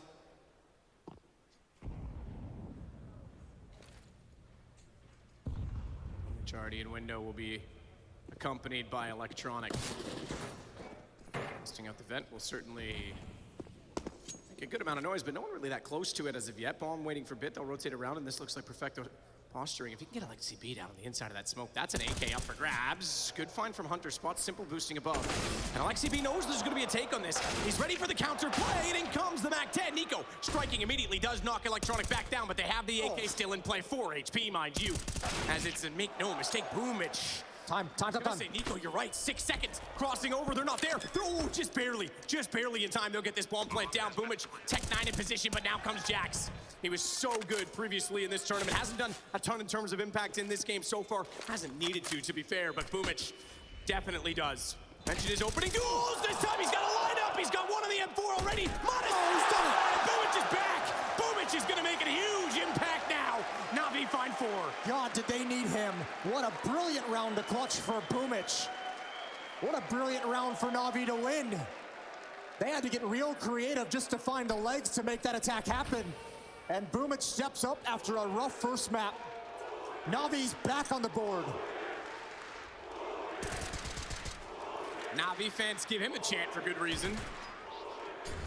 Shot at window to me is the one that really seals the deal because Nico just did massive damage, put Perfecto down to 4 HP. At that range with the Tech 9 as well. Beautiful stuff all across the board from Boomich. That's the first gun round 1 for Na'Vi.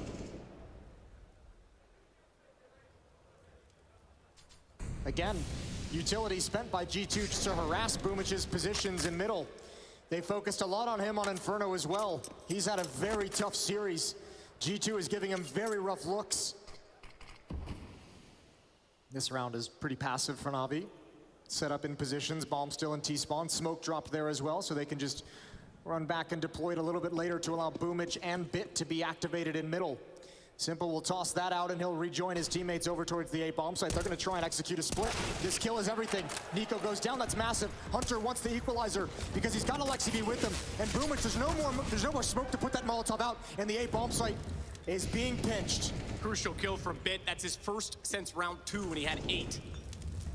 Still tops the charts. That's how impressive his start was, but he definitely needs to get his momentum back in this game. Simple's gonna take out Jax. It's a trade for the cost of Perfecto. m0NESY was in good position to try and strike toward the Palace. Na'Vi, they think they have the room to reset. They do not. They do not, but Simple is always on top of it. 1 step ahead. He catches out Alexi B, and it's because they have the site by which Alexi had vacated. If m0NESY can hit this shot, that would be incredible. That would be everything. Oh, just narrow miss, but he knows where they're headed. Bit holding on, and he's got Hunter. How much does m0NESY want to dedicate his life to this bomb site? m0NESY on catwalk finds the timing. 8 seconds. If he can drop the bomb, it'd be everything, but it travels into the site. 1-on-2 for m0NESY now. It's sacrificial. Gives his position away. He wants m0NESY's aim gone. But this man, oh, the Shepherd staff takes down the GOAT, and he takes Simple out of the round to give it to G2.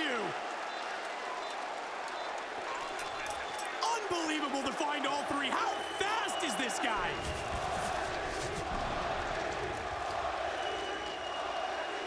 This is ridiculous. Put this in slow-mo. Oh. A rousing chant from the crowd, and why not? We wondered what the ceiling was of the stage. Even Alexi can't believe it. Even Alexi just puts his hands up and he's like, all right, whatever. When was the last time you saw Nico get out of his chair to hug a teammate like that? Holy hell. What a phenomenal round to deliver in. I'm speechless. Navi's speechless. Remember that time he was on the academy team with Navi? Yeah. I mean, you're never going to replace Simple, right? No, but he's graduated, hasn't he? He's in uni now. Here we go. Simple. What kind of a response can he have to that clutch? That's not even Simple-esque, it's its own beast.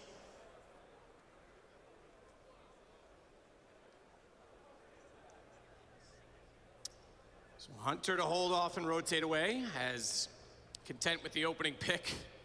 Catch our breath. G2 have not only the lead in this round, but still in this game at 7-4. I think Navi that round really tried to kind of take advantage of the adrenaline rush from the G2 side of things. A very fast tactic, trying to get Boomich up catwalk quick, maybe while G2 celebrating, not as focused in this following round, and they're punished for it. Nico's gonna have a late peek in middle. There's no smoke to clear it. Simple needs a trade, misses the shot. That's a shot he normally hits. Nico's under pressure, but he's not done yet. Oh, the side on the pistol. Beautiful stuff, and Navi is just getting stopped cold. This is gonna have to be a timeout after this for Navi's attack. I think Simple's confidence is something special. You think the way he plays? Yeah, okay, he might have brushed off comments from Monacy saying, oh, perhaps, and perhaps built up a little bit by narrative of G2, but, you know, I'm coming for you, I'm gonna take your throne. Well, that round definitely will play in his head. He's definitely gonna be taking it more seriously. So should everybody at this point. Nade, minor damage onto Alexibi. This one's over, 13 seconds on the clock. We're gonna have a doubled score of 8-4 in favor of G2 on the CT side. Dust to the third map if needed. I know we're still a ways from that, but keep it in the back of your minds. Counter-terrorists win. I think you need a timeout now if you're Navi. Probably could have used one after the clutch, but as I said, I think they were trying to take advantage of something, talk something over. 4 rounds back. 3 rounds remaining in the half to see how close Navi can get it. Gun rounds have been dominated by G2. Remember, it was the pistol and the 2 ensuing for Navi. They've only won 1 single round when the rifles have been brought out. Nico legged early. Simple found that. Flashbang in. Nico holding his nerve.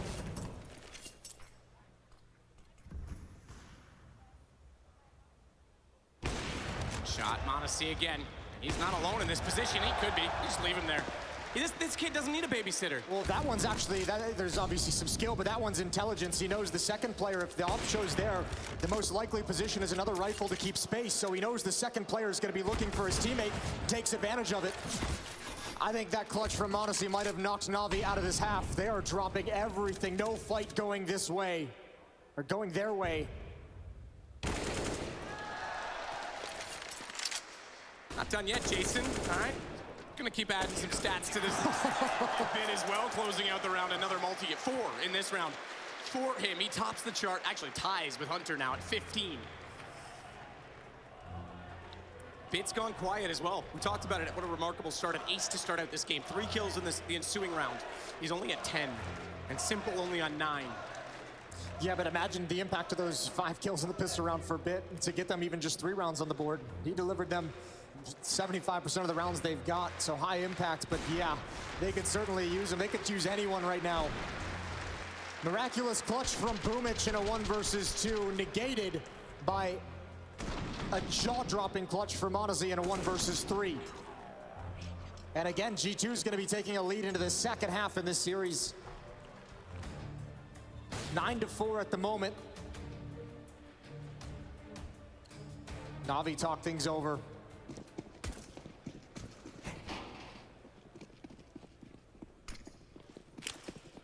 Perfecto setting to supports. Boost behind the fence this time. Spot, yeah. Is he full blind or not? I was going to say, I don't think he was, but Either way, Simple sees it. That's not a bad play, not a bad setup. It counters out the stack perfectly because they didn't want to give away position and try and go for the direct boost behind the smoke. Instead, though, Na'Vi get both. Hunter can do what he wants with the flames, but he's already outnumbered at this point in time. And Simple has gone beyond Alexi B. That'll take back a bit of space, and Bit's going to be careful. This is a corridor. This is a tunnel. Smoke. Not able to be spotted inside of it. Oh, this is an issue. Massive advantage in the round for Na'Vi with the 2 opening kills, and they're not going to get anything else after it for the moment. Electronics, the only play they have to win this round. Hunter looking behind at the moment, but Electronic needs to provide the opening, and who'll gap in that smoke. That'll be frustrating. No way for Electronic to know. No way for him to even react. And that should give Hunter the information that the bomb was circling back to join up with Electronic. Safe positions for everyone from G2. No one exposed to danger. Bit's gonna have to commit himself into the bomb site before anyone from G2 has to make a move.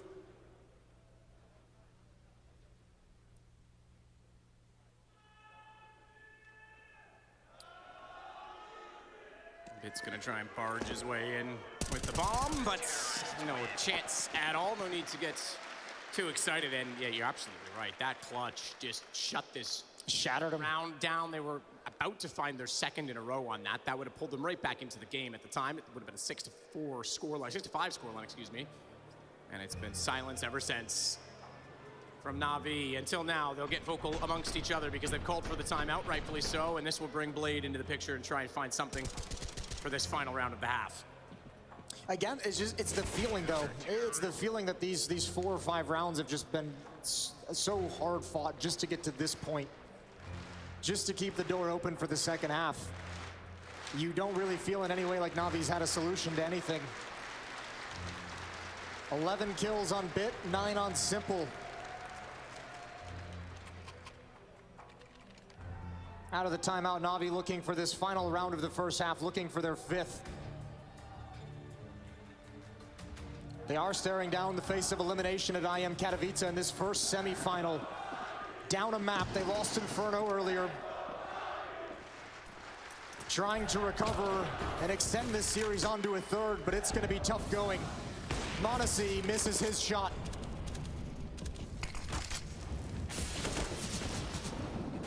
With performances like this, Monacy is going to take over GOAT status and Bit's best rookie year all in the same go. Just getting started for 2022. I was gonna say, it's very early to have that conversation, but I mean, certainly you can see why there's just so much excitement around him. So much. Jax positioned inside of the ramp. This time a bit more of a stalwart defense at the A bomb site itself. Na'Vi's had to deal so much with mid pressure throughout this half, and in the final round, G2's given them a different look.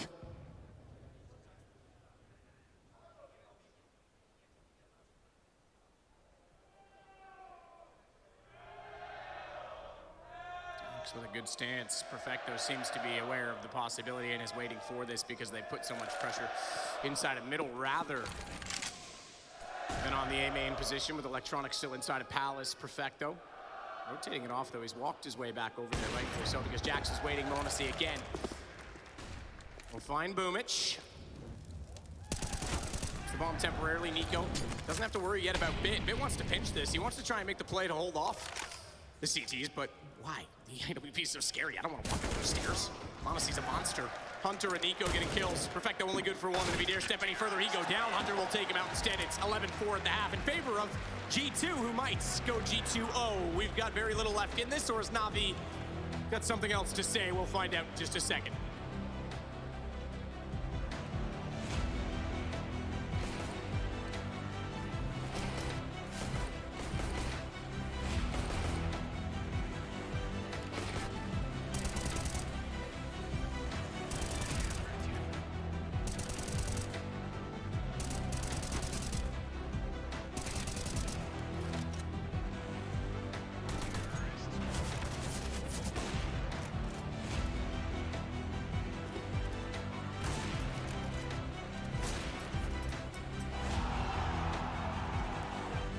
Okay, go B, I go short.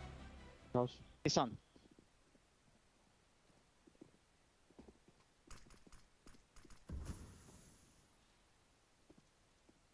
When you're on your attack, I shoot from short. Car. Garden backside. People What time? No. Nice! Let's go! Nice Rocha! 10 second power.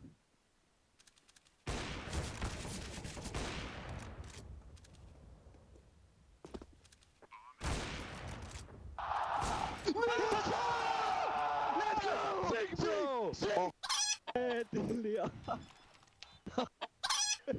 Holy my god, Brett Moyo. We deserve that round, guys. Let's go.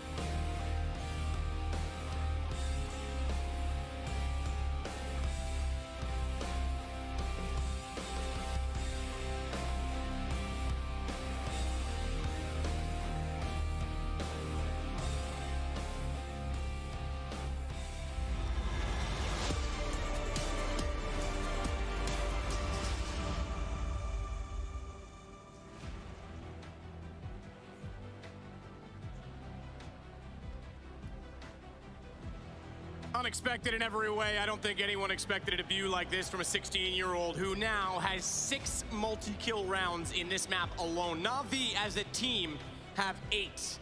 Is dismantling them entirely as we sit at 11-4, and yeah, just unbelievable statistics going against Na'Vi in every way. Now, it is important to note that in pistols, Na'Vi are 9-9, G2 are 18-10, so statistically speaking, they should have the momentum as well as the 11 rounds right now. Well, let's find out. Na'Vi with that opening pistol, that was pretty much all they had to be happy about from the first half. They couldn't get anything going, and that's the real beauty of that Monacy round, was just putting a cold stop to anything Na'Vi was going to build up into this. That broke them in the first half. It shattered anything that they were going to be able to do.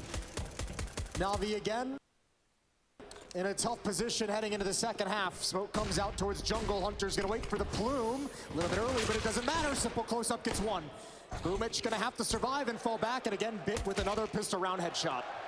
Absolutely. He's 6 between the 2 pistols now. Electronic with doubling in this round is going to try and hold off now as they wrap in. It's Nico. Ooh, sandwich. But from above, Perfecto gets to him before he can be more punishing. Yeah, don't let Nico get going. Not in those pistol rounds, not with those P250. We've seen him have some incredible rounds with it. 11-5, both pistols in the way of Na'Vi, but that is a very small consolation prize at the moment. 6-round deficit.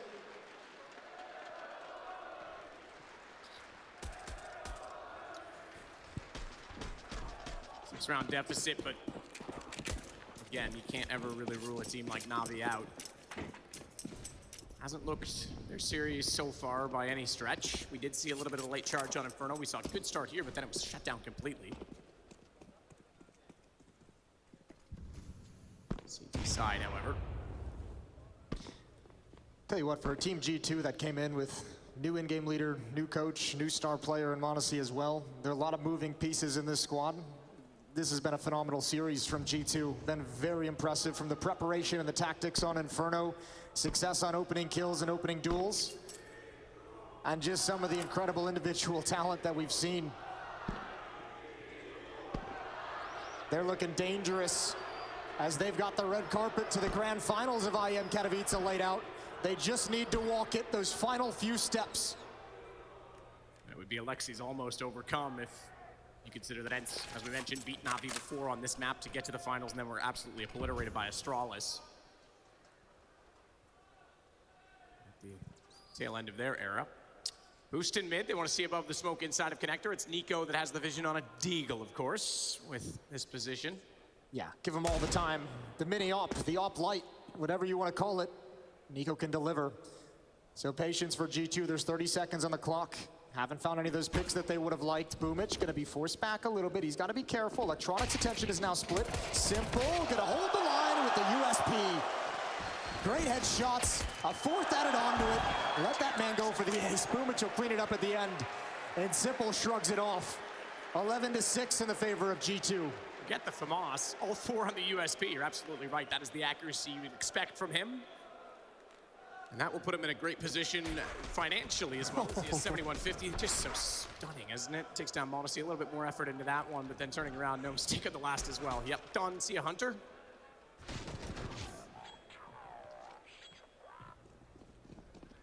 Quite as happy on the other side for Perfecto. Nonetheless, they have the weapons out. Simple sticks to the M4 this time, but it's going to be all AKs they're going against, and this is the favor in terms of economy and therefore weaponry, I should say, for G2. And at 11-6, you'd think that Navi maybe didn't want to give away these rounds, but they're still going to play the long game. Electronic puts down his smoke. We talked about this. Mahone mentioned it early on. The bounce flash from Bits to allow Electronic to get below inside of that cubby. Simple's up above it. Needs to be aware, although the Hunters walked down and got straight through the smoke. Electronic was never ready for it. Ooh, there's actually some danger in middle. Simple's keeping the aggression up. That's a beautiful find. Yeah, that's Simple exerting his will on the map at the moment. He's cleared out a lot of danger. 2 frags, add a third onto it. This is massive. Simple gonna continue the spray. Nico eventually takes him down. What a sick rotation. Back out instead of knowing and refacing Hunter in a predictable fashion. He gets above, but still only the one-man advantage. Nico's down to 26 on this, but Jax, again, mentioned it, had the AK. Bit is playing this, but it's FAMAS's to try and defend right now on B, and it's just Perfecto for that. There's no nades, there's no utility. This is just gonna have to be simpler. I mean, excuse me, Nico just trying to see what he can do, walking up catwalk, hoping he's not gonna be engaged upon, trying to join up, but there's nothing to really give him an advantage fight. It's gonna be all contact plays, all down to skill for Jax and Nico if they wanna win this. And Perfecto, he's alone, but reinforcements aren't far off. Bit's gonna be here with the quickness as soon as contact is made. Be quick indeed. Boomich being passive, almost conceding a bomb plan. 21-second shadow. Faded out. Perfecto into battle with Jax. They'll rotate over. They know they both have to be here, and it's the win for Navi in the first duel as Nico still tries to work his way forward on the AK-47. 9 seconds to play. He does have the bomb, but we're past the point of planting. He has to go for the kills, and they know now this one's over, that he can't possibly try and win it out. Perfecto, 12 HP. They even find Nico? I don't even think he bothers. I think he just stays put, keep the gun, keep the AK, and that's how it ends. Yeah, what a stalemate called from Nico there. Knows he has no chance of winning it, but maybe could have taken a gun or two away from them right at the last second for no good reason, but emphasizes the AK-47. So a hero AK in the round for G2. Nico gets no extra money for surviving the round. $0 in the bank for him. 4-round lead for G2. Navi again, much like Inferno, clawing back. Keeping it close, keeping it within striking distance. Nico puts out the Molotov. He wants to fight. And he doesn't get anything. Doesn't get the battle he wanted and backs away. Electronic instead, though, still at the top of middle, has to be somewhat careful, hurrying back down the lane now, knowing doesn't have much backup in this situation. Hunter, again, was working underneath. Interesting position for Perfecto as well, as Catwalk's getting the focus, but they're going to be barging in from the apartments. Don't discount pistols as well. You come in with that many people, strength in numbers, it can be chaotic. Well, they have no utility, so they need to kind of walk this whole way until they're spotted. Monacy is going to be the bait. Oh, this would be massive for Bit. He's going to spot it out. Easy. Headshot, yep, sees it, no mistake, takes the shot, doesn't want to risk being seen or spotted after the utility is thrown. And remember, I don't think that utility was thrown, so the only smoke they did have will not cover off the backside of the site, which means it's a shooting gallery for Navi. Hunter going down to Perfecto, and the round closed. We are at 11-8. Yeah, but now the game begins. Now the real game begins. G2 should be able to get weapons in hand. Nico is going to be relegated, or surely a weapon dropped over to him. He's got no money. Timeout being called. G2's first. Looking to get started right out of the gate. Monacy is going to have the AWP. And the first big test in the second half for Na'Vi starts right now. Nothing like taking the single smoke out of it. Not sure how much difference it would have made, but it certainly made it possible to just shut them down before they even dropped into the site. They had the information at that point. All attention and all eyes turned toward the windows.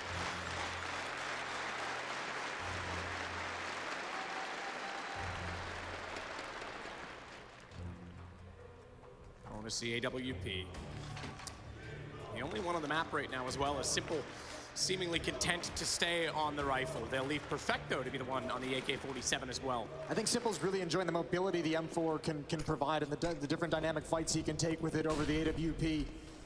I think Simple's starting to get a feeling like he's going to have to individually exert force across this map and really deliver on a personal level for the team if they want to get into this game. If he wants to, I think he's starting to get into that mindset of carrying them through this second map, through portions of this series to keep them alive. Run boost for an AWP, pre-flashed by his own position. Didn't quite get the perfect swing on the acceleration, but still got the peek toward the window and no one was there. Stare toward the catwalk as his teammates work out from down below. They know now they at least have mid control, and Alexi B will leave one further smoke behind for Monesi to pick up and utilize as he gets closer and closer. Electronics waiting on the inside of this. The timer is there, and I was about to say that is going to dissipate any second. Monesi overextends and overstays his welcome. Simple now knows they're in middle. Yeah, wonder if that's who forgot the timing. Is it Alexi calling the tactic, calling for the smoke, or is it Monesi not realizing when that smoke was going to clear? Either way, that's a huge opening provided. You're right, because the smoke was left there for him to do something with, and he didn't, and it could have just been simply that he didn't get that part of the information. Small detail, but big consequences. 5-on-4 for Navi's defense, and they're playing it passive. More than happy to give up ground because they say once you get into the bomb site, you're going to have nowhere to go afterwards. G2 is running out of options, and Simple's being put into play, but he didn't spot the player in window. This is huge. Doesn't matter. He's got the free kill toward the bomb. He might get turned around on by Hunter. Still didn't see him, I don't think. Hunter was in it and out just as quickly as the vision was gained. It is lost, so to the site. Electronic aware as well that he's lost the front side, that they've given up A. Bomb's down at connector. There's only 10 seconds on the clock. Jackson's just got it now. He's got a plant. Simple goes down. Hunter has been effective, and somehow Perfecto can't complete the kill. He has to as well, but there's flames at the feet of both. They can't battle. They have to hold positions. This is buying time for G2. Jack sits on the site. Good shot back from Electronic. That'll close it out. They'll get the defuse, but that was tantalizingly close to disaster. That was way too close to disaster if you're Na'Vi. They had that round in hand a number of ways, and G2 almost found their way out. Big, big win for Na'Vi down the stretch.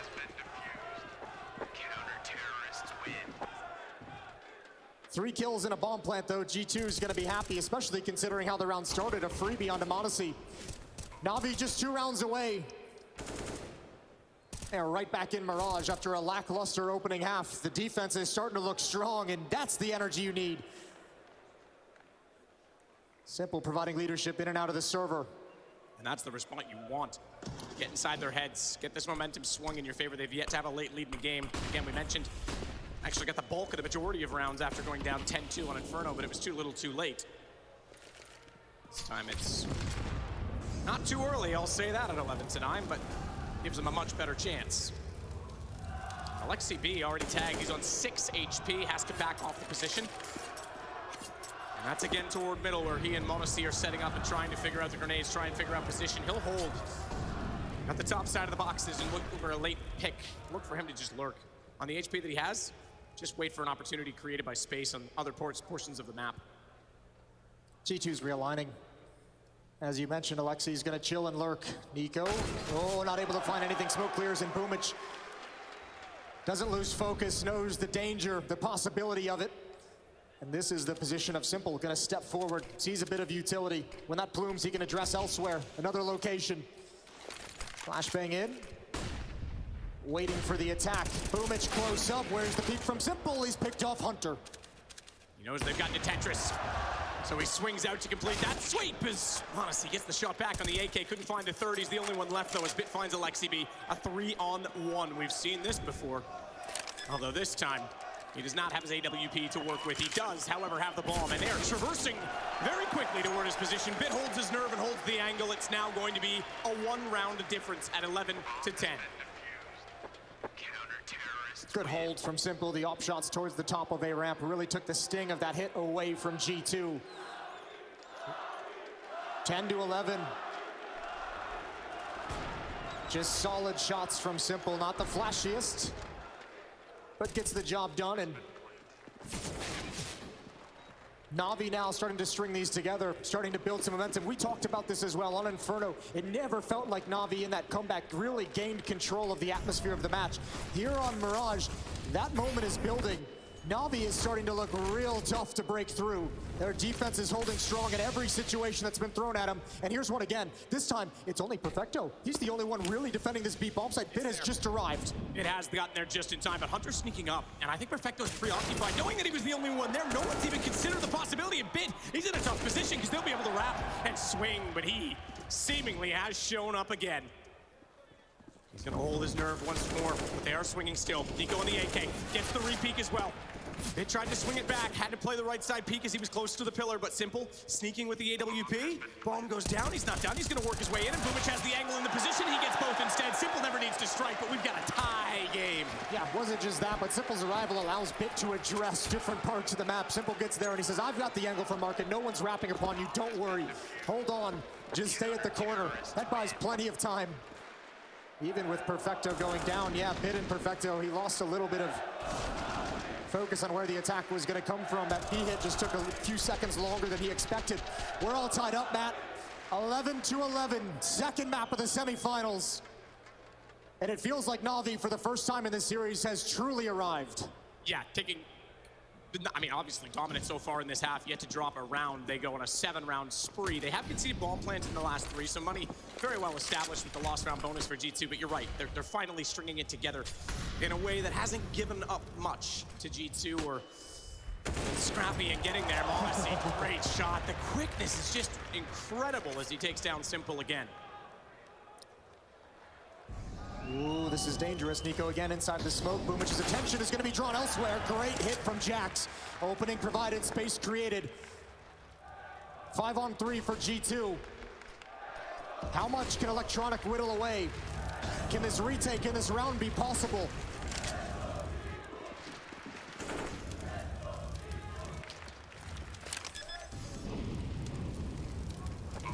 Electronic's been stuck in that corner for an eternity. Well, they think it's clear. Alexi definitely thinks it's clear too. Molotov's thrown into that position. They were just off the mark with the spread. Big kill for Electronic. Shocked the hell out of Alexi. But I don't know if you can really go for this. Money is an well, actually, it's great on Electronic. He's got 11K, but still, 3-on-4 in this scenario. How much do you want to commit? How many resources? The answer is none. G2 gonna nurse that lead. They extend it back up 12-11.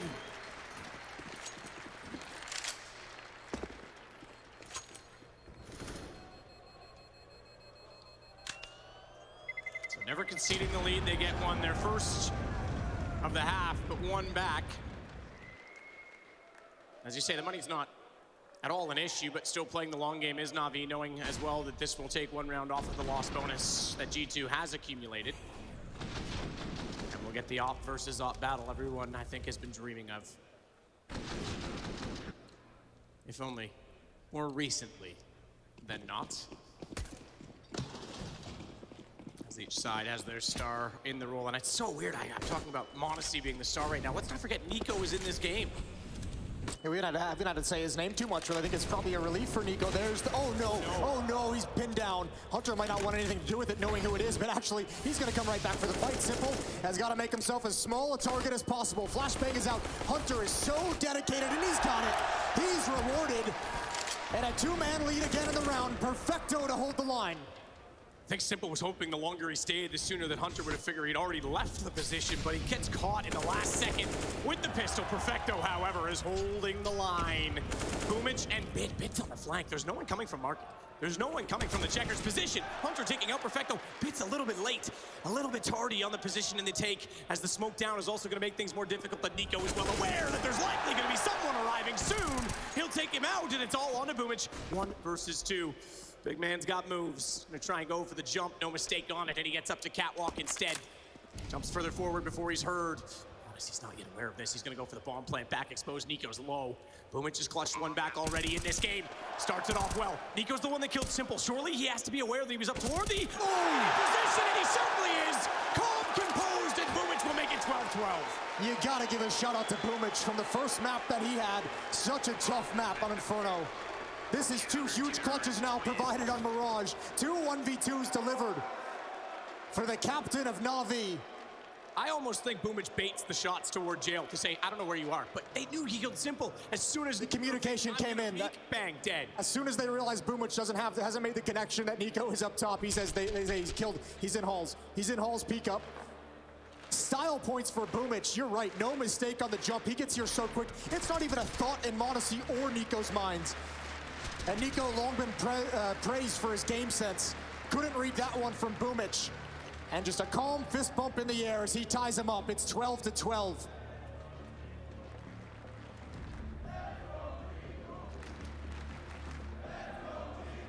Now the pressure for G2 as they call a timeout, try and recuperate composure to get back into this game.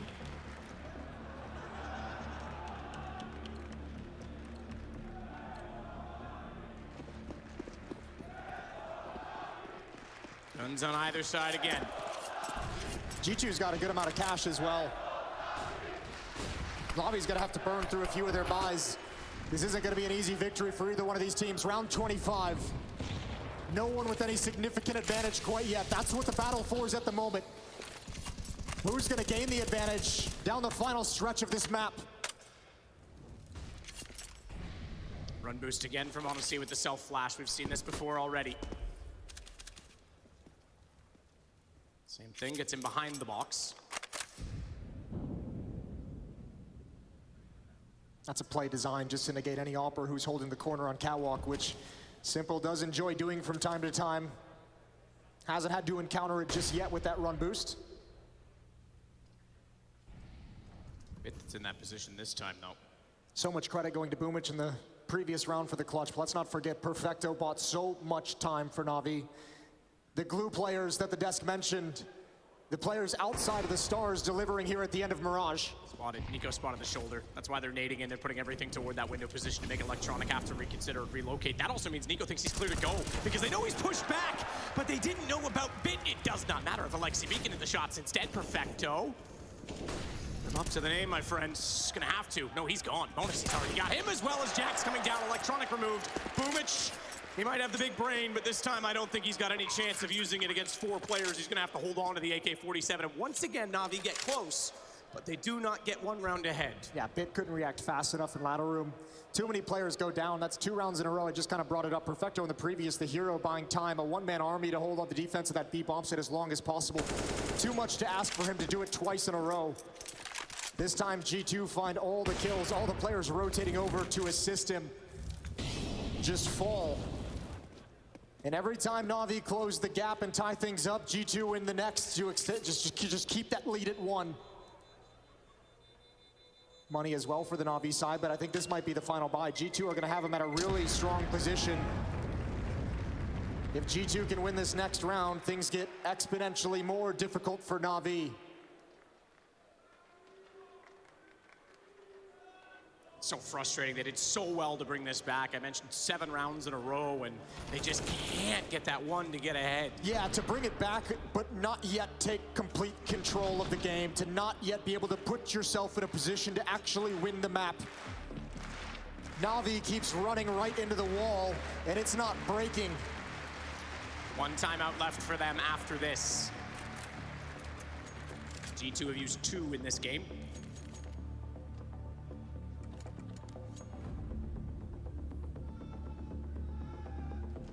Silverheart still shining on the front of the stage. Quest to capture it. As it says on the stairs leading up to the stage, engrave your name on it. Gambit was our defending champions. They're gone already. So we will not get back to back, but Na'Vi has won this event as an organization 3 times. They would love it a 4th. Unprecedented territory as Fnatic. I think Jax is going to go for something here behind the smoke, or excuse me, behind the Molotov. We've seen him before, turn that corner, going for a kill. The moment just all alone. Nobody there to use utility to activate, and the rest of G2 coming up now. Boomic back at Ticket. Electronic top connector, Simple here with an AWP, but surely those guys will get smoked off, trying to counter utility, maybe slow things down. Smoke and Palace for the moment. It's Nico who's negated by that. Hunter will hold. Jax as well, waiting for flashes to counter peek off of, but it's passive. Simple's rotated away. One of these two, Boomich and Electronic, they need to grab at least one frag before G2 really secures the bomb site. If you're going to play retake on A in this bomb site, you don't want to be in a 5-on-5 retake position with this kind of weaponry in the hands of G2. They need something during this hit to give Na'Vi an advantage. Sudden strike will come. Boomich backside of the ticket booth. No smoke in front of him just yet, but he can see the ones on top of the stairs. Alexi B trying to jump in. It's m0NESY that protects him as he baits it out, going for the bomb plant. Fast mechanics, but fast to get in position. Simple rotates around. He now looks toward the palace. Bomb down on the deck, and it would try to be recovered by Hunter. That gives Bit the angle through the box. Oh, strikes again, and it's m0NESY. He takes down. It might be enough to win out the rounds. Reminding him who's so familiar to these situations. Simple, absolutely unrelenting, does not want to see Na'Vi extinguished from this event. As Jax slides forward once more to try and recover the bomb. Gets the shot on Bit! Oh, he had the angle on Perfecto, but down he goes, and it's all onto Nico. And we've said it, we have not used his name often in these clutch situations in this game. With 4 seconds left, it had to be kills, but it's Perfecto that gets it instead. Yeah, he never found a way to get activated, Nico, in that round. He was always boxed in, and he felt the pressure of Simple's up from spawn, keeping him pinned down in Palace. And G2, they get the site, but they can never find a comfortable place to plant. That's a huge, huge covering fire from m0NESY, but that's the big frag that wins it. The follow-up kill from Connector by Bit drops the bomb yet again, and G2 could just never finally get that bomb planted. 13-13, tied up one more time. G2 starting to lose money. Na'Vi doesn't have a lot left either. This is a very important round for both teams.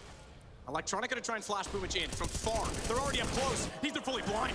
That flash was too late. Hunter gets the kill instead, and Electronic, they now know he is towards CT, so the smoke close.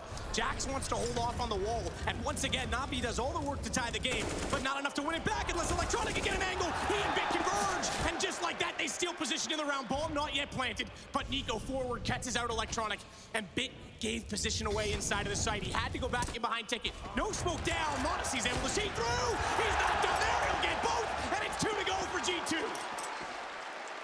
Let's praise the calling from G2 one more time. Previous round, free access to the bomb site. They see Na'Vi's playing retake there. All right, give us that space again. We'll take it all day. But this time, aggressive towards the choke points. They rip that defense apart, and you no longer have to worry about planting the bomb because you found all the kills. And we mentioned it at 12-12. The battle was for the advantage down the stretch, and G2 have just gained it. Look at this buy from Na'Vi. Fighting with scraps.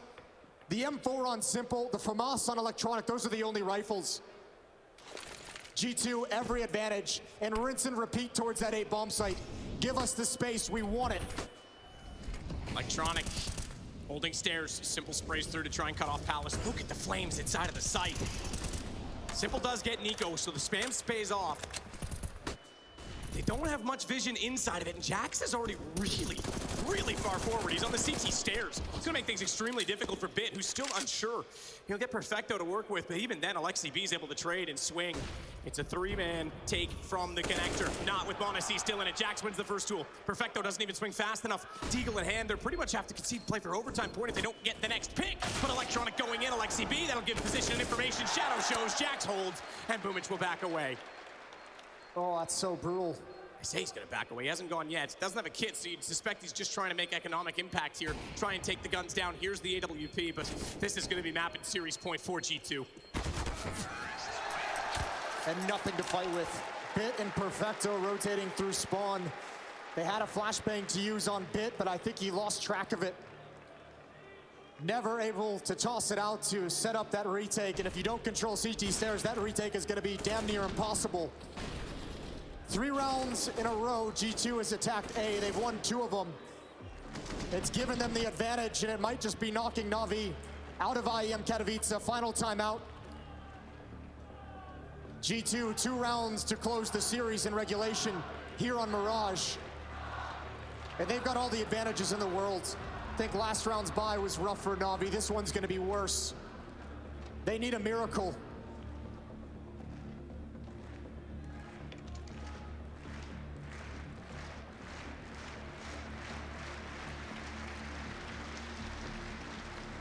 But unwilling to resign. throughout this series, but again, just could not get a footing into it. Smoke toward the window. Trying to double that position. Do they go for the drop play? No, they're not. They're going to boost Simple up instead. They haven't won that underpass position as frequently as we normally see Na'Vi do in previous Mirage affairs, but Hunter's already sliding up. Alexi B backing him as well. This is good mid-control already from G2. What an incredible playoffs Hunter's had so far in the shadow of m0NESY, in the shadow of NiKo, delivering 31 kills in this map. NiKo is Hunter's cousin, Jason. Yeah. Shadow goes the other way. Quiet on the map. Nobody wanting to make the initial mistake. No one wanting to give away the advantage in round 29. Na'Vi, they need to be so efficient with what few resources they have.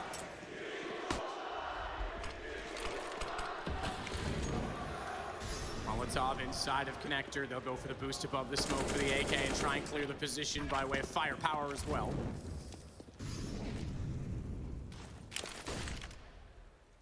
Electronic standing his ground with an MP9. Bit only the Deagle. This is going to have to be perfect. Starts off very well. Trying to counter the peek out. Hunter, though, holds it, and they both go down. Couldn't get a second. Simple, though. He'll come back out to get m0NESY down, and he's not done there as he rotates over the MP7 to work with. Spraying and praying at this point. Praying quite literally that he finds one kill through it. Jax on 1 HP. Would have been a great target to find, but Hunter will get the bomb in position instead. That 1 HP still might be a factor as he nearly swung out. Nice shot for Fecto. He's giving them a chance. NiKo has to reload. Simple's got an AK picked up. Oh! It's the headshot instead! And Na'Vi removed, erased, and it's G2O as they'll find their way toward the final. Well, what an incredible show from G2. m0NESY with some flashes of brilliance. The young man showing what his ceiling could be. And NiKo delivering the clutch. Who better at the end? The 1v1 against the GOAT. And NiKo comes out on top. G2's made the grand finals of IEM Katowice. And Alexi B takes down Na'Vi once again in close rounds on this stage.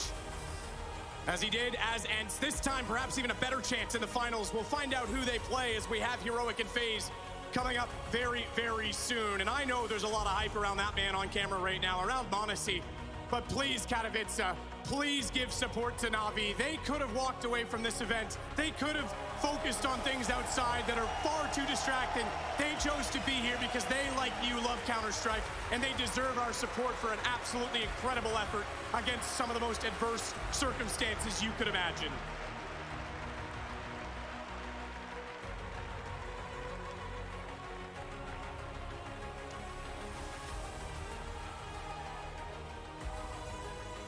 G2 celebrating. This team built for one goal, one thing in mind, that's the trophy. They've gotten one step closer. The upgrade in firepower has delivered, but let's give it up because they've got a coach at the hotel who prepared them in magnificent fashion. Tactically today, they looked brilliant. Skill-wise today, they looked brilliant. All the pieces coming together at the right moment for G2, and we're gonna see them again tomorrow against some tough competition. You want to talk about this stage as well, and Alexi B getting close, but not quite. How many times has NiKo been in a final on this stage and not delivered? You go back to the Fnatic best of 5 against FaZe that went for some 7 hours. NiKo on the losing side of that. That's when they before they went against Cloud9 and lost. Maybe this is his best chance to finally put a legacy down as well. And as you say, the contention for GOAT, the man who delivered the final 2 kills. OJ is on stage right now with NiKo. Thank you very much, Kiss. Great work, boys, as always. NiKo. 2 0s against Na'Vi, they don't come around often. No, it doesn't. Like, we just went from always losing to them to just beating them 2-0 quite convincingly as well. I think Mirage, we could have closed out even earlier, but they played really good on City side. And yeah, I don't think I have ever played, like, we have played better CS ever since we got to this roster. We were very calm and collected, that like pressure never got to us, and we managed to close out the rounds. Like, I'm really proud of the team. As I said, I have never seen us play like this ever since we got this roster. Well, just talk us through the 2 maps. From your point of view, seeing what was going on within your team, you say you didn't panic at all. Where is that coming from? I don't know. It just felt like we are not playing semifinal. It just felt like we were playing a group stage. I don't know why, but we are just very calm. Maybe it's because we got off to a good start. That's probably the big reason, but I don't know. We just felt confident, and we just kept rolling, and yeah, I think having a good start always helps in those games, and we just kept rolling, and that was very important. I was talking to Chad backstage as we were watching the match. He was talking about Monacy, and I know we're all talking about him. 16 big stages, doesn't seem phased at all. He says he's never seen anyone as quick as him. I haven't either. He's the fastest guy I have ever played with, and probably I have seen play. Like, the things he does on practice, it's just fucking insane. Like, he will show a fucking good CS in the near future. He's already showing it, but he will just be way more consistent. Must be great to be playing with him. Yeah, it's amazing. I'm really happy for him. Just a word, tomorrow you've got a grand final, maybe just a word about Na'Vi playing them today. Anything you want to say to them? Yeah, I'm happy that we beat them. They played great. I mean, they're having a very tough situation, back at home, and they're not in the best shape, so I think it was very tough to play against them, but they show a great fight, and yeah, in the end, I'm just happy that we came out on the top. Well, Nico, thank you very much for your time, as always. Grand final tomorrow. Ladies and gentlemen, let's hear it for Nico! He will now sign that camera over there, if you don't mind. We'll take a quick break. Back in a second.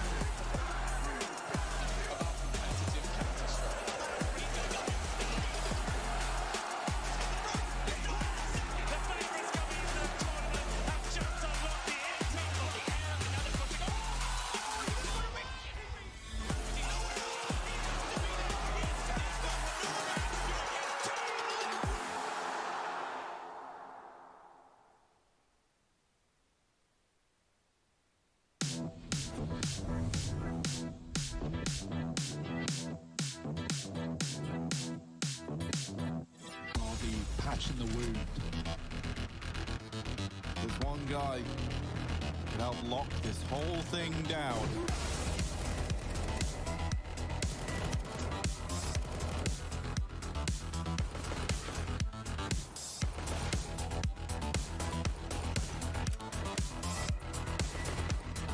They have no idea he's here. He's found the gap. But this would be a huge round to win. This is just Glocks and a few little deagles. So this is definitely doable for Electronic. No armor though. They've got the kits. They can do this, but they need to get it now. They get closer. They have no idea he's in the back.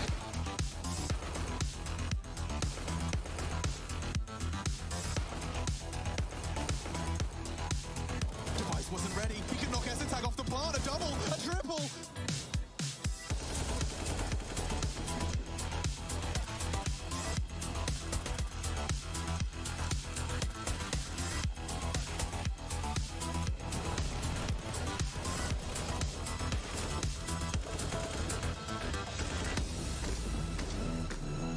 Here comes Electronic into the bomb site, taking 2 heads and coming in big.